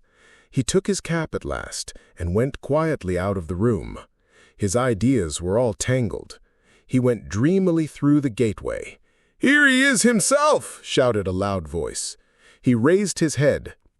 The porter was standing at the door of his little room and was pointing him out to a short man who looked like an artisan, wearing a long coat and a waistcoat, and looking at a distance remarkably like a woman. He stooped, and his head in a greasy cap hung forward. From his wrinkled, flabby face he looked over 50. His little eyes were lost in fat, and they looked out grimly, sternly, and discontentedly. "What is it?" Raskolnikov asked, going up to the porter. The man stole a look at him from under his brows, and he looked at him attentively, deliberately. Then he turned slowly and went out of the gate into the street without saying a word. "What is it?" cried Raskolnikov. "Why, he there was asking whether a student lived here, mentioned your name and whom you lodged with. I saw you coming and pointed you out, and he went away. It's funny." The porter, too, seemed rather puzzled, but not much so, and after wondering for a moment, he turned and went back to his room. Raskolnikov ran after the stranger and at once caught sight of him walking along the other side of the street with the same even, deliberate step, with his eyes fixed on the ground, as though in meditation. He soon overtook him, but for some time walked behind him. At last, moving on to a level with him, he looked at his face. The man noticed him at once, looked at him quickly, but dropped his eyes again, and so they walked for a minute side by side without uttering a word. "You were inquiring for me? Of the porter?" Raskolnikov said at last, but in a curiously quiet voice. The man made no answer. He didn't even look at him. Again they were both silent. "Why do you come and ask for me, and say nothing? What's the meaning of it?" Raskolnikov's voice broke, and he seemed unable to articulate the words clearly. The man raised his eyes this time and turned a gloomy, sinister look at Raskolnikov. "Murderer," he said suddenly, in a quiet but clear and distinct voice. Raskolnikov went on walking beside him. His legs felt suddenly weak, and a cold shiver ran down his spine, and his heart seemed to stand still for a moment, then suddenly began throbbing as though it were set free. So they walked for about 100 paces, side by side, in silence. The man did not look at him. "What do you mean? Who is a murderer?" muttered Raskolnikov, hardly audibly. "You are a murderer," the man answered, still more articulately and emphatically, with a smile of triumphant hatred, and again he looked straight into Raskolnikov's pale face and stricken eyes. They had just reached the crossroads. The man turned to the left without looking behind him. Raskolnikov remained standing, gazing after him. He saw him turn round 50 paces away and look back at him still standing there. Raskolnikov could not see clearly, but he fancied that he was again smiling the same smile of cold hatred and triumph. With slow, faltering steps, with shaking knees, Raskolnikov made his way back to his little garret, feeling chilled all over. He took off his cap and put it on the table, and for 10 minutes he stood without moving. Then he sank exhausted on the sofa, and with a weak moan of pain he stretched himself on it. So he lay for half an hour. He thought of nothing. Some thoughts or fragments of thoughts, some images without order or coherence floated before his mind. Faces of people he had seen in his childhood or met somewhere once, whom he would never have recalled. The belfry of the church at V, the billiard table in a restaurant and some officers playing billiards, the smell of cigars in some underground tobacco shop, a tavern room, a back staircase quite dark, all sloppy with dirty water and strewn with eggshells, and the Sunday bells floating in from somewhere. The images followed each other, whirling like a hurricane. Some of them he liked and tried to clutch at, but they faded, and all the while there was an oppression within him, but it was not overwhelming. Sometimes it was even pleasant. The slight shivering still persisted, but that, too, was almost a pleasant sensation. He heard the hurried footsteps of Razumihin. He closed his eyes and pretended to be asleep. Razumihin opened the door and stood for some time in the doorway as though hesitating. Then he stepped softly into the room and went cautiously to the sofa. Raskolnikov heard Nastasia's whisper, "Don't disturb him. Let him sleep. He can have his dinner later." "Quite so," answered Razumihin. Both withdrew carefully and closed the door. Another half-hour passed. Raskolnikov opened his eyes, turned on his back again, clasping his hands behind his head. Who is he? Who is that man who sprang out of the earth? Where was he? What did he see? He has seen it all, that's clear. Where was he then? And from where did he see? Why has he only now sprung out of the earth? And how could he see? Is it possible? Continued Raskolnikov, turning cold and shivering. And the jewel case Nikolai found behind the door, was that possible? A clue? You miss an infinitesimal line and you can build it into a pyramid of evidence. A fly flew by and saw it. Is it possible? He felt with sudden loathing how weak, how physically weak he had become. I ought to have known it, he thought with a bitter smile. And how dared I, knowing myself, knowing how I should be, take up an axe and shed blood? I ought to have known beforehand. Ah, but I did know, he whispered in despair. At times he came to a standstill at some thought. No, those men are not made so. The real master to whom all is permitted storms Toulon, makes a massacre in Paris, forgets an army in Egypt, wastes 500,000 men in the Moscow expedition, and gets off with a jest at Vilna. And altars are set up to him after his death, and so all is permitted. No, such people, it seems, are not of flesh, but of bronze. One sudden irrelevant idea almost made him laugh. Napoleon, the pyramids, Waterloo, and a wretched, skinny old woman, a pawnbroker with a red trunk under her bed. It's a nice hash for Porfiry Petrovitch to digest. How can they digest it? It's too inartistic. A Napoleon creep under an old woman's bed. How loathsome! At moments he felt he was raving. He sank into a state of feverish excitement. The old woman is of no consequence, he thought hotly and incoherently. The old woman was a mistake perhaps, but she is not what matters. The old woman was only an illness. I was in a hurry to overstep. I didn't kill a human being, but a principle. I killed the principle, but I didn't overstep. I stopped on this side. I was only capable of killing, and it seems I wasn't even capable of that. Principle? Why was that fool Razumihin abusing the socialists? They are industrious, commercial people. The happiness of all is their case. No, life is only given to me once, and I shall never have it again. I don't want to wait for the happiness of all. I want to live myself, or else better not live at all. I simply couldn't pass by my mother starving, keeping my ruble in my pocket, while I waited for the happiness of all.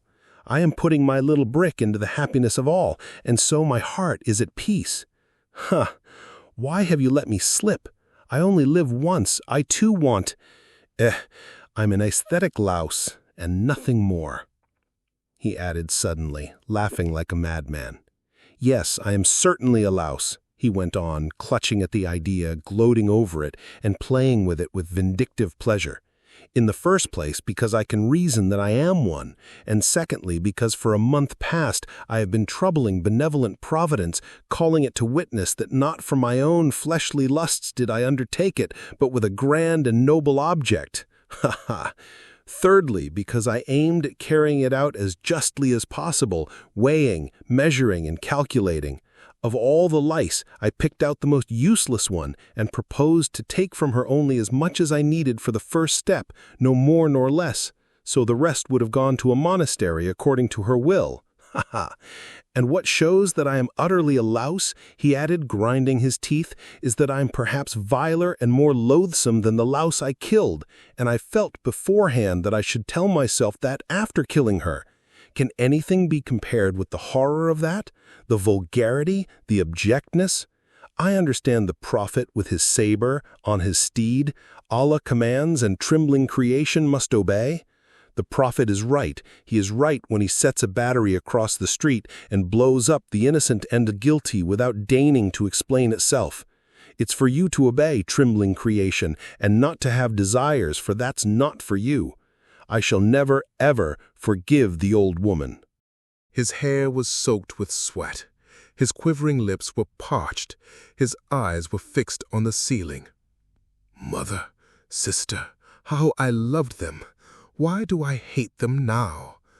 Yes, I hate them. I feel a physical hatred for them. I can't bear them near me. I went up to my mother and kissed her, I remember. To embrace her and think if she only knew. Shall I tell her then? That's just what I might do. She must be the same as I am, he added, straining himself to think, as it were, struggling with delirium. Ah, how I hate the old woman now. I feel I should kill her again if she came to life. Poor Lisaveta, why did she come in? It's strange, though. Why is it I scarcely ever think of her, as though I hadn't killed her? Lisaveta, Sonia, poor gentle things with gentle eyes. Dear women, why don't they weep? Why don't they moan? They give up everything. Their eyes are soft and gentle. Sonia, Sonia, gentle Sonia. He lost consciousness. It seemed strange to him that he didn't remember how he got into the street. It was late evening. The twilight had fallen and the full moon was shining more and more brightly, but there was a peculiar breathlessness in the air. There were crowds of people in the street. Workmen and business people were making their way home. Other people had come out for a walk. There was a smell of mortar, dust, and stagnant water. Raskolnikov walked along, mournful and anxious. He was distinctly aware of having come out with the purpose of having to do something in a hurry, but what it was, he had forgotten. Suddenly, he stood still and saw a man standing on the other side of the street beckoning to him. He crossed over to him, but at once the man turned and walked away with his head hanging, as though he had made no sign to him. Stay, did he really beckon? Raskolnikov wondered, but he tried to overtake him. When he was within 10 paces, he recognized him and was frightened. It was the same man with stooping shoulders in the long coat. Raskolnikov followed him at a distance. His heart was beating. They went down a turning. The man still did not look around. Does he know I am following him? Raskolnikov thought. The man went into the gateway of a big house. Raskolnikov hastened to the gate and looked in to see whether he would look around and sign to him. In the courtyard, the man did turn around and again seemed to beckon him. Raskolnikov at once followed him into the yard, but the man was gone. He must have gone up the first staircase. Raskolnikov rushed after him. He heard slow, measured steps 2 flights above. The staircase seemed strangely familiar. He reached the window on the first floor. The moon shone through the panes with a melancholy and mysterious light. Then he reached the second floor. Bah! This is the flat where the painters were at work. But how was it he did not recognize it at once? The steps of the man above had died away. So, He must have stopped or hidden somewhere. He reached the third story. Should he go on? There was a stillness that was dreadful, but he went on. The sound of his own footsteps scared and frightened him. How dark it was! The man must be hiding in some corner here. Ah, the flat was standing wide open. He hesitated and went in. It was very dark and empty in the passage, as though everything had been removed. He crept on tiptoe into the parlor, which was flooded with moonlight. Everything there was as before: the chairs, the looking-glass, the yellow sofa, and the pictures in the frames. A huge, round, copper-red moon looked in through the windows. It's the moon that makes it so still, weaving some mystery, thought Raskolnikov. He stood and waited a long while, and the more silent the moonlight, the more violently his heart beat, till it was painful. And still the same hush. Suddenly, he heard a momentary sharp crack like the snapping of a splinter, and all was still again. A fly flew up suddenly and struck the window pane with a plaintive buzz. At that moment, he noticed in the corner between the window and the little cupboard something like a cloak hanging on the wall. Why is that cloak here, he thought. It wasn't there before. He went up to it quietly and felt that there was someone hiding behind it. He cautiously moved the cloak and saw, sitting on a chair in the corner, the old woman bent double so that he couldn't see her face, but it was she. He stood over her. He is afraid, he thought. He stealthily took the axe from the noose and struck her one blow, then another on the skull. But strange to say, she did not stir, as though she were made of wood. He was frightened, bent down nearer, and tried to look at her. But she, too, bent her head lower. He bent right down to the ground and peeped up into her face from below. He peeped and turned cold with horror. The old woman was sitting and laughing, shaking with noiseless laughter, doing her utmost that he should not hear it. Suddenly he fancied that the door from the bedroom was opened a little, and that there was laughter and whispering in them. He was overcome with frenzy, and he began hitting the old woman on the head with all his force. But at every blow of the axe, the laughter and whispering from the bedroom grew louder, and the old woman was simply shaking with mirth. He was rushing away, but the passage was full of people. The doors of the flat stood open, and on the landing, on the stairs, and everywhere below there were people, rows of heads, all looking, but huddled together in silence and expectation. Something gripped his heart. His legs were rooted to the spot. They would not move. He tried to scream and woke up. He drew a deep breath, but his dream seemed strangely to persist. His door was flung open, and a man whom he had never seen stood in the doorway watching him. Raskolnikov had hardly opened his eyes, and he instantly closed them again. He lay on his back without stirring. Is this still a dream, he wondered, and again raised his eyelids hardly perceptibly. The stranger was standing in the same place, still watching him. He stepped cautiously into the room, carefully closing the door after him, went up to the table, paused a moment, still keeping his eyes on Raskolnikov, and noiselessly sat himself down on the chair by the sofa. He put his hat on the floor beside him and leaned his hands on his cane and his chin on his hands. It was evident that he was prepared to wait indefinitely. As far as Raskolnikov could make out from his stolen glances, he was a man no longer young, stout, with a full, fair, almost whitish beard. 10 minutes passed. It was still light, but beginning to get dusk. There was complete stillness in the room. Not a sound came from the stairs. Only a big fly buzzed and fluttered against the window pane. It was unbearable at last. Raskolnikov suddenly got up and sat on the sofa. "Come, tell me what you want." "I knew you were not asleep, but only pretending," the stranger answered, oddly, laughing calmly. "Arkady Ivanovich Svidrigailov, allow me to introduce myself."